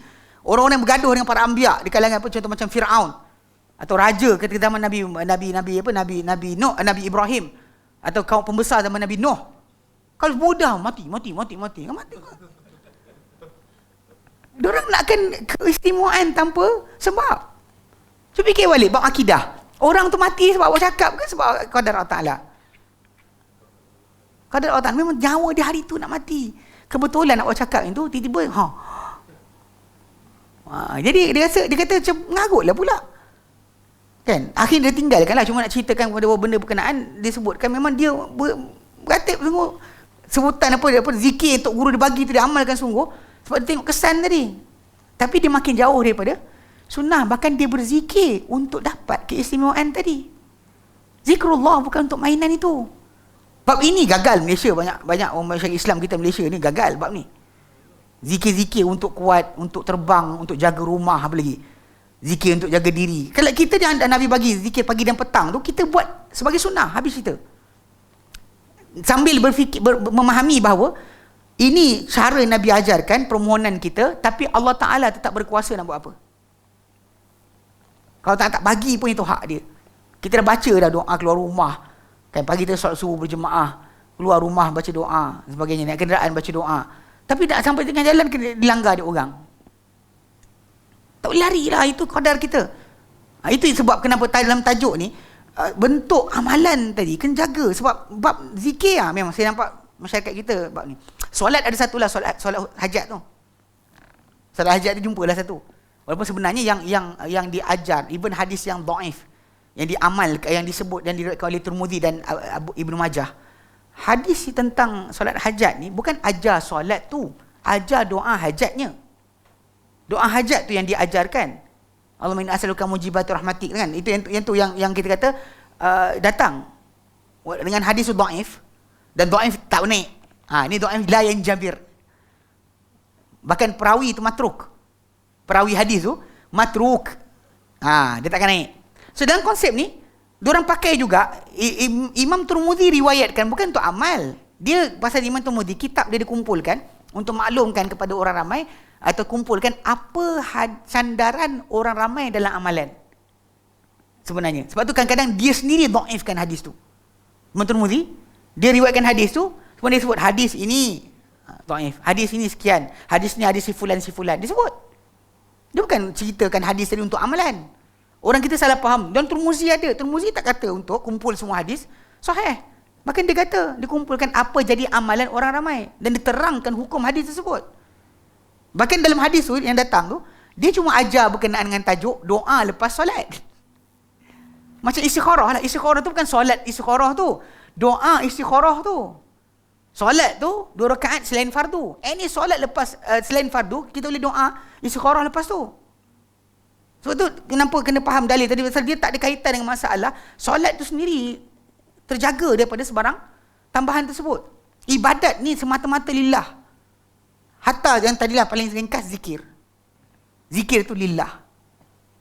Zikir tu lillah. Kita kata zikir tak ada kecuali Allah Ta'ala. Kalau ada benefit yang Nabi sebut, ya kita amalkan. Jadi pelindung dari syaitan kan. Pelindung dari syaitan. Contoh macam yang lain, macam istighfar, menurunkan hujan, menambahkan rezeki, menjadikan ada anak dan sebagainya. Ya, itu disebut dalam Quran Karim. Amal kena sebut, tapi orang takkan buat. Yang kelakar ni kan, yang terang-terang ni takkan orang akan bagi lain. Ayat ini daun bidara, buah kedondong, semua sekali lah dia ambil. Dia akan datang macam-macam gaya kan, tapi pusing ujung tadi kan. Tak ada weight daripada sunnah. Tak ada nilai. Dia akan datang macam-macam. Itu beza, sebab tu kita bab ni jaga sikit. Bab zikir paling banyak orang Melayu kita. Yep. Contoh? Pasal Nabi yang tunjuk kan. Nabi pasal punca Nabi tegur Abdullah ibnu Amr ibn As. Abdullah bin Amr bin As, dia beramal. Ya, dia sangat abid, ahli kalangan para sahabat, dia pada kuat ibadat. Tapi orang tak tahu ibadat dia kecuali lepas dia kahwin. Lepas dia kahwin orang tanya dengan dia kan. Lepas isteri dia, "Macam mana suami kau?" Baik sangat dia. Kan solat tiap hari, solat tiap malam, puasa tiap hari, khatam Quran tiap hari, tak pernah naik atas katil. Ditambah tak naik atas katil tu sebab memang tak ada hubungan lah sejak kahwin. Lepas tu Nabi SAW dengar, Nabi marah. Nabi kata dengan dia datang. Dia tak datang, Nabi pergi rumah dia. Perbualan Nabi dengan dia ni yang timbul tajuk puasa Nabi Daud tu. Nabi suruh dia puasalah 3 hari sebulan cukup dah. Nabi sarankan, walaupun Nabi puasa lagi banyak, tapi Nabi saran pada dia puasa 3 hari sebulan je. Satu hari kebaikan dia balas 10, 3 hari 30, cukup dah. Dia kata aku mampu lebih. Dia push lagi. Nabi push pula puasa sehari buka 2 hari. Dia kata aku mampu lebih. Lepas tu Nabi push puasa sehari buka sehari. Dia kata aku mampu lebih. Dia kata la khaira ala zalik, tiada lebih baik dari itu. Lepas tu Nabi terangkan soal sehari buka sehari tu puasa Nabi Daud. Nabi sebut. Atau bangun separuh malam, tidur separuh malam. Daud. Sebab Nabi nak tunjuk pada dia, nak bagi tahu pada dia ini limit paling besar. Sebab tu dalam hadis disebut limitation amal. Maksudnya untuk seorang yang nak beramal dalam sebulan, anda diizinkan berpuasa hanya kecuali Ramadan, hanya 15 hari sahaja.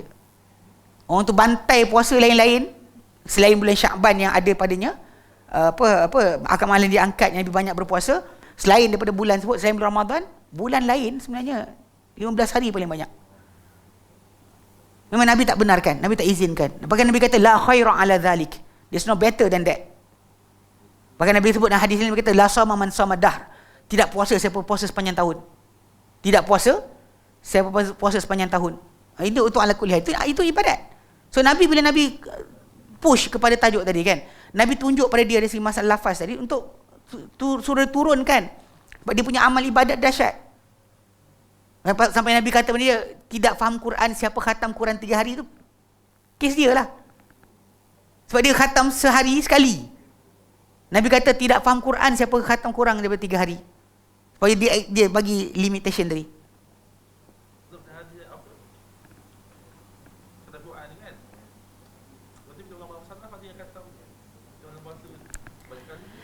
Macam mana? Siapa?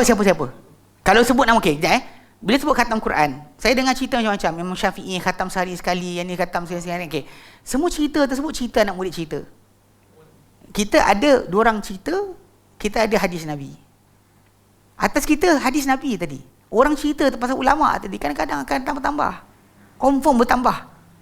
Kalau ada orang cerita bohong atas nama Nabi atau tersilap cerita atas nama Nabi, soalan, atas Imam Syafi'i tak boleh silap ke?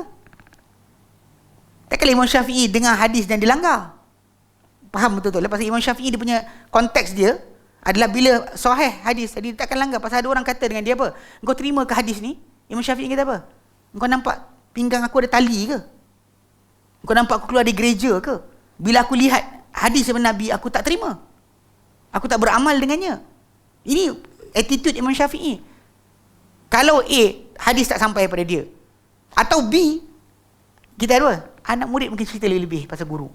Kan anak murid macam sekarang yang saya dengar ni, contoh saya sebut tadi kan. Kes anak murid. Tok guru dijawab. Lepas Tok guru jawab soalan tak best sangat pun. Saya rasa kalau saya jawab lagi bagus Tok guru jawab. Tapi lepas Tok guru jawab pasal ilmu yakin, apa hak ainul yakin kan.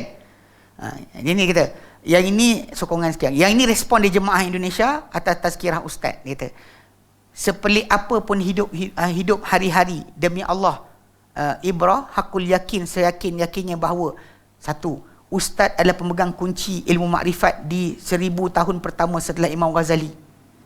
Kedua, Ustaz adalah salah satu sahabat Rasulullah. Ketiga, Ustaz yang selalu ditunggu-tunggu fatwanya untuk uraikan hal-hal ketuhanan yang muskil. Keempat, Ustaz yang ditugaskan meluruskan pemahaman dan bengkok selama mana ini, yang bengkok selama ini, sang pembaharu Islam, mujaddid. Ustaz ni pun benar tak larat pun. Kalau saya soal bukan-bukan, saya tak boleh jawab. Dia pasal orang tu cerita, saya kenal, saya tengok. Bayangkan, kata-kata anak murid ni, yang dah the whole picture ustaz tu depan muka dia, guru tu, bayangkan Imam Syafi'i. Anak murid dia tengok macam mana. Tak mustahil keluar benda bukan-bukan. Yang kita faham, nas hadis Nabi tadi sahih. So kita pegang, itu memang disebut tentang orang ni kata, orang tu kata. Tapi yang teks hadis Nabi, Nabi kata apa? Tidak faham Quran, orang yang baca kurang 3 hari. Pegang tu. Walaupun mungkin ada macam ada di dalam kitab ulum Quran kan, para ulama kata apa? Mungkin para sahabat Nabi SAW yang khatam satu malam sekaligus atau kurang 3 hari tu, mungkin dia orang faham laju tak macam kita. Dia orang faham sangat dah. Dah faham sangat dah. Memang Quran tu setiap hari di lidah dia, maka tak ada masalah. Allahu alam lah. Tapi konteks atas kita, sabda Nabi tu yang kita pentingkan. Sebab cerita tentang sahabat tadi, boleh betul boleh salah. Sebab yang hadis Nabi kalau dah sahih, apa kata-kata tentang para sahabat tadi kita kedepankan ke atas sabda Nabi. Contoh macam Umar lah kan, kita cerita tu kan. Umar bin Khattab anhu, dia ada fatwa. Fatwa dia apa? Tayamum tak boleh ganti mandi. Kan saya cerita tu kan, tayamum tak boleh ganti mandi, boleh ganti wuduk je. Sebab tu Umar, bila orang tanya dengan dia, ya Amirul Mukminin, aku junub, air tak ada. Nak buat apa? Jangan mandi. Jangan solat, tunggu air ada. Tayamum tak boleh. Dia cakap yang tu. Tapi kan Ammar lawan dia, Ammar tegur dia. Fatwa Umar tadi, walaupun dia sahabat Nabi SAW, sahih dia cakap macam tu, still dia tidak boleh atasi sabda Nabi. Kena faham bab tu. Pasal ijtihad dia boleh jadi salah. Boleh jadi salah ijtihad dia sendiri. Macam ketika Nabi turunnya ayat tayamum, para sahabat dia tayamum sampai ketiak. Sampai ketiak. Muka-muka lah dengan debu tu. Tangan sampai ketiak. Sebab sini tangan, sini tangan, sini tangan. So ijtihad diorang satu benda. Sabda Nabi macam mana? Faham tak? Sebab tu kenapa saya kata macam abang kata, betul, kita dengar cerita Imam Syafi'i khatam dan sehari 2 kali. Sehari 2 kali Quran.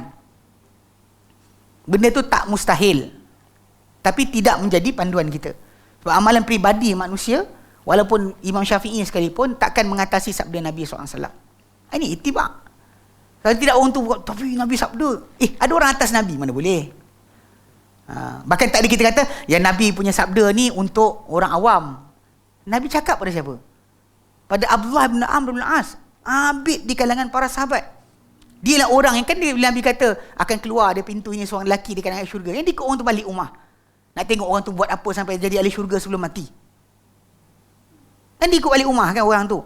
Jadi dalam konsep apa benda ni, dia seorang yang bersungguh-sungguh beribadat. Dengan Nabi kata ahli syurga, terus follow balik rumah. Minta izin tinggal rumah orang tu.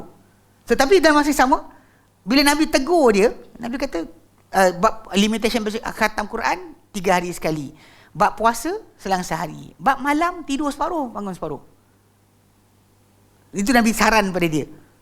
Maka Nabi tegur. Pasal Nabi kata engkau kat atas diri kau ada hak, kat atas isteri kau ada hak, kat atas jiran kau ada hak. Kan tamu datang rumah, ajak makan tak boleh, nak makan pun tak boleh. Mana boleh macam tu? So jadi pada konsep dia memang ada, hatta zaman para sahabat hidup, Nabi hidup sendiri pun ada ijtihad para sahabat sendiri yang kecenderungan yang kadang-kadang tak betul ikut arahan tadi. Tapi Nabi betulkan. Macam 3 orang jumpa isteri Nabi, tanya ibadat Nabi macam mana. Kemudian bila dengar Nabi punya ibadat, dia kata sikitnya. Lepas tu seorang tu kata memanglah sikit, Nabi dah diampunkan dosa dahulu dan akan datang. Seorang kata habis kan kita macam tu gaduh, aku nak solat tak nak tidur, aku nak puasa tak nak buka-buka. Seorang tu kata aku tak nak kahwin dengan perempuan. Lepas tu kan Nabi dengar, Nabi kata apa ni kan. Dia kata nak kejar, nak biar macam ni, bagi dia logik akal dia beramal macam Nabi baru dapat bersama Nabi. Kan? Tapi Nabi dah diampunkan dosa orang, kadang dia akan dosa-dosa sangkut dia orang. So sekarang dia nak buat benda over dia Nabi ajar. Over daripada panduan Nabi SAW. So Nabi Kata, amam Allah, adapun demi Allah. Inni, aku ni, la akhsyakum, orang paling takut di kalangan kamu. Wa atqakum, paling takwa dengan kamu, ilallah, kepada Allah Ta'ala. Tapi dia apa? Aku puasa, aku buka. Aku puasa, aku buka. Aku solat, aku tidur. Aku berkahwin dengan wanita. Makan satu riwayat datang, aku makan daging. Ada di kalangan situ, dia kata makan daging pun tak mau. Macam geng tarikat kan, bila pergi suluk. Tak makan daging, tak makan benda berdarah. Mana ajaran Islam macam tu? Nabi makan. Kenapa tiba-tiba awak kena tak makan? Pasal dia nanti akan berikan kesan pada jiwa kotor, bla bla bla. Habis kan? Dekat situ nampak, dekat sini itibak dia kan. Kita jangan buat over ni dia punya ajaran. Sebab bila mana kita buat lebih daripada ajaran Nabi SAW, itu yang kita seolah-olah kita pandai daripada Nabi. Sebab tu yang kita kata benda tersebut memang kita kata larangan berkenaan sangat jelas. Sebab tu ujung ni. Ujung tu kan dia kata apa? Itibak Nabi dan peninggalan. Dengan meninggalkan apa baginda tinggalkan. Dan Nabi tak buat, jangan buatlah. Saya tadi kan macam over daripada sekian. Nabi sendiri SAW tunjuk kepada para sahabat. Nabi boleh buat. Contoh Nabi buat kan. Nabi buat dalam satu rakaat hampir 4 juzuk. In one rakaat. Macam diriwayatkan oleh para sahabat yang ikut Nabi solat malam. Kan Nabi baca dalam Fatihah, baca Al-Baqarah, Al-Imran, An-Nisa. Dia tunggu Nabi nak rukuk-rukuk tak rukuk-rukuk. Nabi boleh buat. Tapi nama kita Nabi tak pernah sarankan benda macam ni. Sebab tu kita kata kerana ibadat Nabi SAW, atas kita dia dua. Satu perbuatan Nabi, satu arahan Nabi. Atas kita sebenarnya arahan Nabi. Sebab ikut kalau yang dia kata perbuatan Nabi SAW, kadang-kadang benda tu tak tahan kita nak buat pun. Tak larat kita. Kadang-kadang ada setengah-setengah tempat kan, bila bulan Ramadan, amalkan solat 4 rakaat straight. 4 rakaat, 1 salam. Tarawih. Qiyam Ramadan tu 4 rakaat, 1 salam. Saya kata boleh buat, itu harus. Tapi bukan sunnah amalan. Sebab yang Nabi arahkan adalah solatul lail masna, dua. Ni kita kena fahamkan masalah arahan dengan perbuatan. Sebenarnya itibak tadi anda kena faham di mana yang arahan Nabi macam kes tadi dengan perbuatan Nabi. Hatta Nabi sendiri dengan Jibril alaihissalam, Nabi khatam Quran dengan Jibril dalam sebulan. Dan sebulan Ramadan tu Nabi akan ulang Quran dengan cuma pada tahun Nabi wafat Nabi ulang 2 kali. Dan itu yang dikatakan apa kita pernah sebut dulu, didengar bacaan Nabi yang terakhir itu oleh Zaid bin Thabit. Sebab tu kenapa Umar dan Abu Bakar bila nak cari orang kumpul Quran, Tuhan panggil dia. Sebab dia dengar bacaan Nabi terakhir dengan Jibril. Dan bacaan Nabi terakhir dengan Jibril didengari oleh Zaid bin Thabit. Sebab tu yang kita sekarang ni duk kuat baca ikut Asim ni, dan kita ulung Quran ceritakan sebab itulah, sebab kes dia, sebab itu pasal bacaan yang diingati oleh Zaid bin Thabit ni lah yang menjadi tajuk himpunan compilation Quran tu, kemudian menjadi tajuk tulisan semula Al-Quran. Bila dia jadi ketua kepada 3 orang lagi muhajirin tulis Quran semula. Sebab tu yang kenapa lepas tu mashaf dihantar, mana-mana bacaan yang luar daripada mashaf, tak kena dengan mashaf, ditinggalkan. Dan itu yang kekal sampai sekarang tuan-tuan baca. Boleh kata keseluruhan dunia sekarang ni baca ikut Asim. Dan Asim dapat bacaan dia daripada Abu Abdurrahman As-Salmi. Abu Abdurrahman As-Salmi dapat daripada Ali. Ali baca ikut Zaid bin Thabit. Lepas tu Ibnu Mas'ud punya bacaan ditinggalkan, lain bahasa ditinggalkan. Sebab diorang ukur dengan resam mushaf. Sebab tu sekarang ni kan majoriti pasal tak? Baca ikut Hafs daripada Asim. Ini nak kena faham. Jadi konsep dia kalau kita tahu bahawa memang Nabi tahun Nabi terakhir Nabi sebelum Nabi wafat tu Nabi ulang 2 kali. Quran tu diulang 2 kali. So jadi kalau ikut paling banyak pun 2 kali kuatlah. Sebenarnya kalau dekat memang para sahabat ada yang khatam Quran 7 hari, dalam 15 hari dan 30 hari, dalam 2 bulan. Sentiasa ada timing masing-masing. So kita sebenarnya kalau ikutkan pada sunnahnya, kita kena adalah timing tadi. Cuma jangan langgar sampai kurang 3 hari tu. Sebab ada sabda Nabi macam tu. Sebab kalau ada Nabi sebut pengecualian, kita buat pengecualian tadi. Kalau Nabi tak kecualikan, kita jangan kena itu untuk orang biasa. Nabi cakap. Sebab banyak berlaku kadang orang langgar yang Nabi larang ni sebab dia ada idea tersendiri. Dia kata, yelah Nabi tak bagi bina atau kubur, tapi mungkin itu di kubur awam. Kubur sendirian tak apa kot. Itu tuan-tuan tengok orang bina kat kubur tu. Dia bina juga sebab dia bagi alasan lain. Sedangkan Nabi kata jangan bina. Dia bina juga. Buat atap lah, buat ini, buat itu sebagainya. Ini kena jaga sebenarnya. Jadi kata okey, ittiba' Nabi dalam peninggalan dengan meninggalkan apa baginda tinggalkan. Mengikut sifat dan benda Nabi tinggalkan. Dengan sebab baginda tinggalkan ia. Dan dia ada batasan yang sama pada ittiba'. Macam ni kita ittiba' buat kerana Nabi, buat. Pada tinggal pun macam tu. Terutama dalam masalah apa? Ibadah. So Nabi tak buat, jangan buat. Kalau bab berkenaan masalah apa muamalah, cara hidup kan. Contoh macam Nabi tak pakai cermin, kita rabun pakai spek. Pakailah, tak ada hal. Tak ada macam awak kata ikut sunnah. Kan? Ittiba' Nabi. Tapi awak pakai cermin buat apa? Tu pakai motor buat apa? Lepas tu pakai ini buat apa? Ini masalah gagal lah. Orang tu gagal faham berkenaan masalah peninggalan tadi. Sebab tinggalkan tadi atau ikutan tadi, dia basic utama dia adalah pada akidah, ibadah, akhlak dan muamalah tertentu. Dalam konteks masalah perkara-perkara tertentu yang Nabi tunjukkan. Dalam konteks peperangan ke, dalam konteks pentadbiran ke. Benda-benda tu kita Nabi tunjukkan. Jadi kita buatlah kerana Nabi buat. Ada pun masalah luar dari itu. Contoh macam naik kenderaan. Nabi tak pernah ada galakkan kenderaan apa. Contoh macam Nabi tinggalkan naik motor. Tak, main motor tak ada zaman tu. Kereta tak ada. So ada unta, ada baral, ada himar, ada kuda. Tak ada kereta, tak ada. Contoh macam medium penulisan, zaman tu macam mana? Okay, apa yang ada zaman tu? Tak ada bolpen, tak ada. Apakah bolpen? Tak ikut sunnah. Habislah.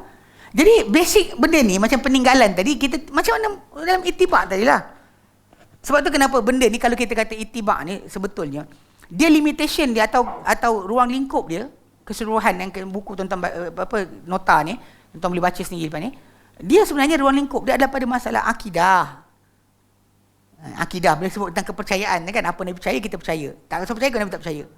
Bab jin ke, bab syaitan ke, bab hantu, bab saka, bab badi mayat ke. Memang ada Nabi sarankan orang mandi jenazah suruh mandi. Tapi Nabi tak sebut pun kerana takut nanti ada badi. Tak ada, terus tambah-tambah. Kan? Kalau dia kata Nabi sebut berkenaan dengan gangguan syaitan, ya buatlah. Contoh macam kurung anak pada waktu petang. Kurung anak pada waktu petang kan. Nabi kata apa bila apa kusfianakum, maksudnya kata ketika itu syaitan bertibaran. Okey, kurung. Lepas isyak lepaskan tak apa. Bila malam dah masuk isyak, anak tu tak apa lepaskan. Maghrib jangan lepaskan. Ini Nabi sebut. So kita buat benda berkenaan memang ada Nabi terangkan bahaya. Jadi kita percayalah. Jangan percaya benda dia tak percaya. Kemudian masalah bila sebut tentang perbuatan dan kata-kata ni akan berlaku pada ibadah dan akhlak serta muamalah tertentu. Kata-kata Nabi tentang apa benda Nabi arahkan kita buat dalam akhlak atau ibadah. Ataupun perbuatan Nabi dalam akhlak atau ibadah. Termasuklah. Maka kat situ yang kita kata akan jadi masalah ittiba' pada tajuk ni, dan juga masalah apa perkara-perkara tertentu daripada muamalah yang khas. So basic dalam perkara ni kalau kita perhatikan, itu tajuk yang masalah ittiba'. Sebab tu dalam peninggalan macam menggunakan lampu dan sebagainya tak termasuk dalam perkara itu. Sebab tak dikira sebagai masalah ittiba'. Okey. Dia kata sini, dia kata untuk menerangkan perkara berkenaan Nabi SAW melakukan melakukan solat ketika terbit matahari. Maka orang yang mencontohi meninggalkan solat pada waktu itu. Dia kata menerangkan Nabi SAW melakukan peninggalan solat. Nabi tinggalkan solat ketika terbit matahari dengan lafaz dan perbuatan. Lafaz Nabi perbuatan pun Nabi tak buat. Sebab ada orang dilanggar bab ni, kan? Dia kata maka orang yang mencontohi Nabi tinggalkan solat waktu itu mengikut bentuk yang Nabi tinggalkan kerana baginda meninggalkannya. Sebab Nabi tinggalkan, kita pun tinggalkan. Macam kita kata macam kes apa pernah kita sebut dulu, ditanya kepada para tabi'in berkenaan perbuatan solat lepas subuh sebagainya kan. Jadi para tabi'in tu kata jangan buat. Orang tu kata tapi takkanlah Allah Taala akan hukum saya sebab solat. Maka ketika tu tabi'in tu kata apa? Allah Taala tak hukum kerana solat, tapi akan hukum kerana menjarahi Nabi SAW. So, Nabi tinggalkan, kita tinggalkan. Sebab tu apa benda dalam konteks ibadah, akidah, ibadah dan akhlak, basic dia kat situ. Peninggalan, tinggalkan. Nabi tinggalkan, kita tinggalkan juga. Okay?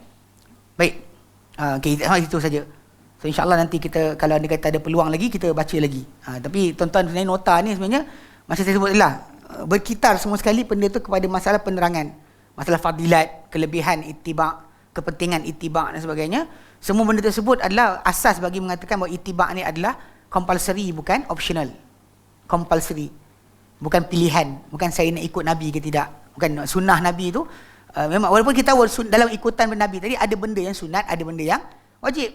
Contoh macam bab solat, ittiba' Nabi dan solat tu adalah wajib. Tanpa ikut solat macam Nabi, solat anda tidak sah. Ada pun macam itu, macam perkara-perkara tertentu macam Nabi SAW sarankan contoh macam solat sunat 12 rakaat sehari semalam tu kan, orang tu tak larat nak buat, ataupun tak larat nak berpuasa pada hari tarikh Nabi tentukan, maka benda tu sunat sajalah, tak menjadi berdosa kepada dia kan. Bagai saranan tu dia cuba untuk buat seberdaya upaya. Bahkan daripada segi amal, sabda Nabi yang paling jelas sebenarnya, macam Nabi sebutkan, khudhu min amal ma tutikun, ambil daripada amalan apa kalian termampu. Fa innallaha la yamallu hatta tamallu, kerana Allah takkan jemu dengan kamu sendiri yang jemu. Wa inna habbal amal Allah adwamuha wa in qalla, dan sebenarnya amalan paling suka Allah Taala adalah paling berterusan sekalipun sedikit. Itu konsep yang paling mudah. Betul, ittiba' dan perkara ini tak pernah satu perkara yang menyusahkan kita. Bahkan dia adalah menjamin untuk kita dapat cinta Allah Subhanahu Wa Taala. Dan sinilah macam disebut oleh Ibn Taimiyah rahimahullah, dia kata diuji semua orang dengan ujian. Bagi orang yang mendakwa mencintai Allah Taala, diuji mereka dengan ittiba' kepada Nabi. Yang ini nak tunjuk betul atau tidak, tengok kat situ. Dan ittiba' tadi pada kes macam inilah, macam kes Madinah Nabi tak sarankan, macam serban kejubah sebenarnya kan, Nabi tak sarankan, maka tak timbul tajuk ittiba'. Dia sama seperti naik unta. Naik unta, naik keldai, naik baral, Nabi tak pernah sarankan, maka tak timbul tajuk masalah di situ, pahala atau ganjaran ataupun tuntutan daripada agama. Jelas kan? Cuma ada kebaikan sikit lah pakai baju macam tu. Nak tengok wayang malu, nak beratur boleh tengok wayang, pakai kopiah, pakai kopiah, memang malu sikit lah. Kalau pakai t-shirt tu tak malu sangat. Itu ada sudut lain lah. Macam apa, Ibn Zubair bin As-Salam, dia kadang macam baju pakaian ni, dia kata pakaian ulama' ni kadang penting. Dia kata, sebab memang pernah berlaku pada zaman dia dulu, dia ketika haji, dia pakai baju biasa kan, dia pakai 2 keping kain je, orang tak layan, dia tegur salah orang tak layan. Dia kata lepas tu dia tukar, bila dah tahlul awal, dia pakai baju sebagai macam ulama', orang semua datang tanya soalan kat dia. Dia kata kat situlah aku lihat kepentingan pakaian, dia kata, sebagai seorang ulama', dia kata. Kadang-kadang tak penting pun, benda tu bukannya mesti. Cuma kadang-kadang benda tu beri kesan pada masyarakat. Itu je. Dari segi masalah asas, adakah dia sunnah? Jawapannya tidak. Adakah dia ittiba'? Jawapannya tidak. Walaupun kita kata orang kadang kata ikut sunnah dengan cara pakaian tadi. Tak. Sebab Nabi tak pernah kata pakailah ini. Kalau baju putih, Nabi ada suruh. Warna tu ada. Kita tengok apa yang Nabi sabdakan. Apa yang Nabi sabdakan kena, maka masuk. Apa Nabi sarankan kena, masuk. Apa Nabi larang, maka elakkan tu, masuk dalam ittiba'. Okey? Baik, wallahu a'lam. Terjadi soalan ke? Ya.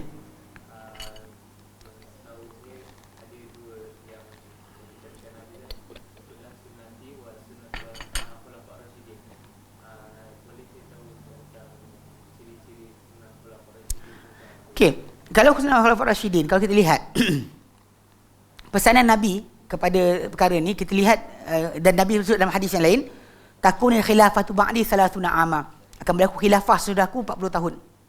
30 tahun.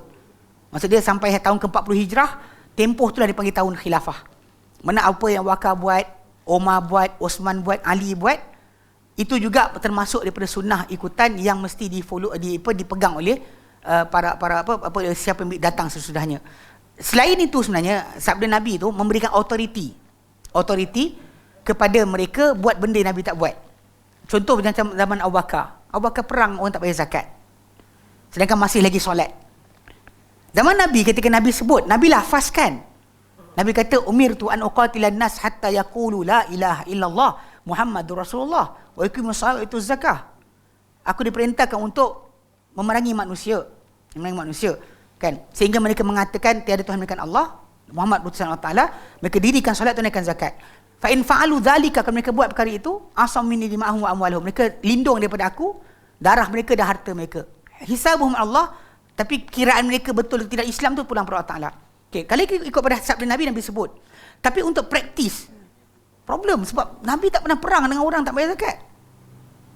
Ketika era zaman Nabi tu, zaman penyampaian dakwah tu, masih lagi start ajar dan sebagainya, feedback berkenaan dengan enggan bayar zakat tak wujud.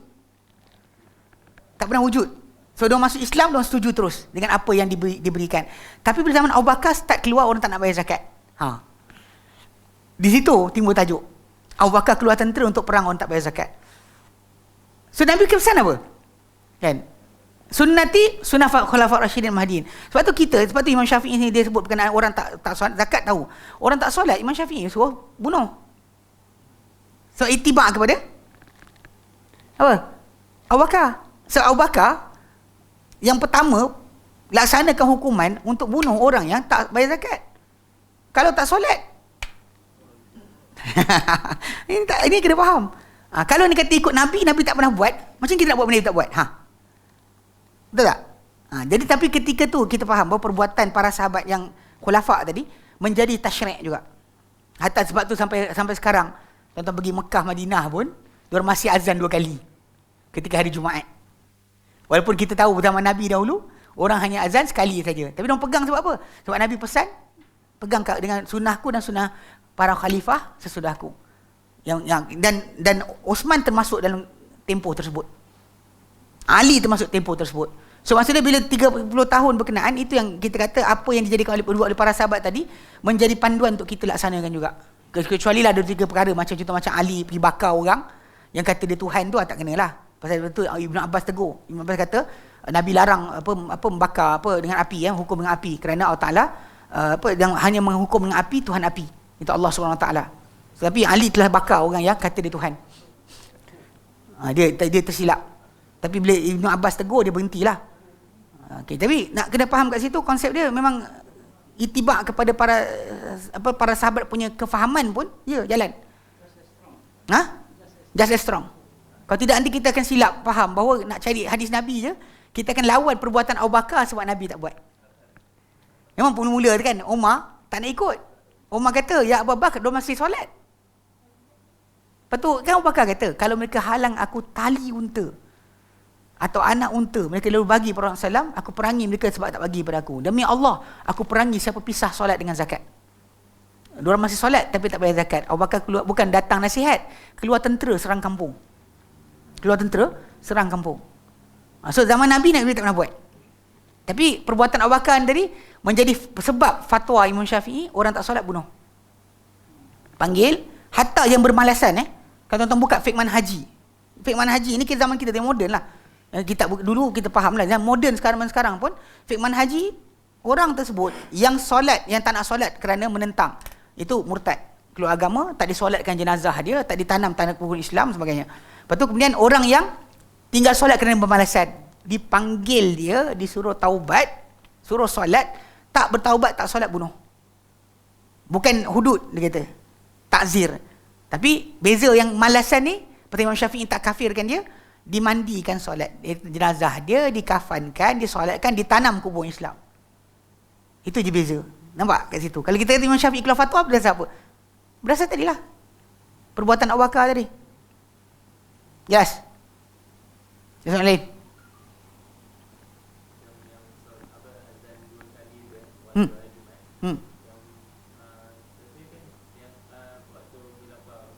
Ada 3 kali. Yang pertama tu di pasar, turun dari jarak masuk waktu Zuhur tu lama. Dia azan dekat pasar satu. Satu yang kedua juga azan pada waktunya, yang azan ketiga tu adalah qamah. Tak, bukan azan iqamah tu iqamah lah. Tapi yang sebenarnya azan yang betulnya yang di pasar tu, yang awal. Sebab zaman dulu memang tak ada jam pun. Orang pun kan tak ingat hari. Jadi azan dibuat awal. Kemudian ketika imam naik atas mimbar, dia yang azan betulnya ada imam naik atas mimbar. Kami tengok macam di Yaman banyak yang tinggalkan azan pertama tu, dia terus azan bila naik atas mimbar. Tapi balik pada asal, apa yang Osman buat tadi tak timbul tajuk untuk dicanggahi. Kalau dia kata ikut pun tak apa, tak ikut pun tak apa. Nak ikut macam Nabi pun tak apa, ikut macam apa Osman tunjuk pun tak apa. Tapi tak dinafikan sebab Nabi dah bagi satu authority. Sunnah aku dan sunnah khulafa sesudahku. Itu yang kenapa kita buat. Itu yang asasnya. Baik. Itu saja insya-Allah hari ini. Wallahu a'lam. Wa sallallahu ala sayyidina Muhammad sallallahu alhamdulillah rabbil alamin. Assalamualaikum warahmatullahi wabarakatuh.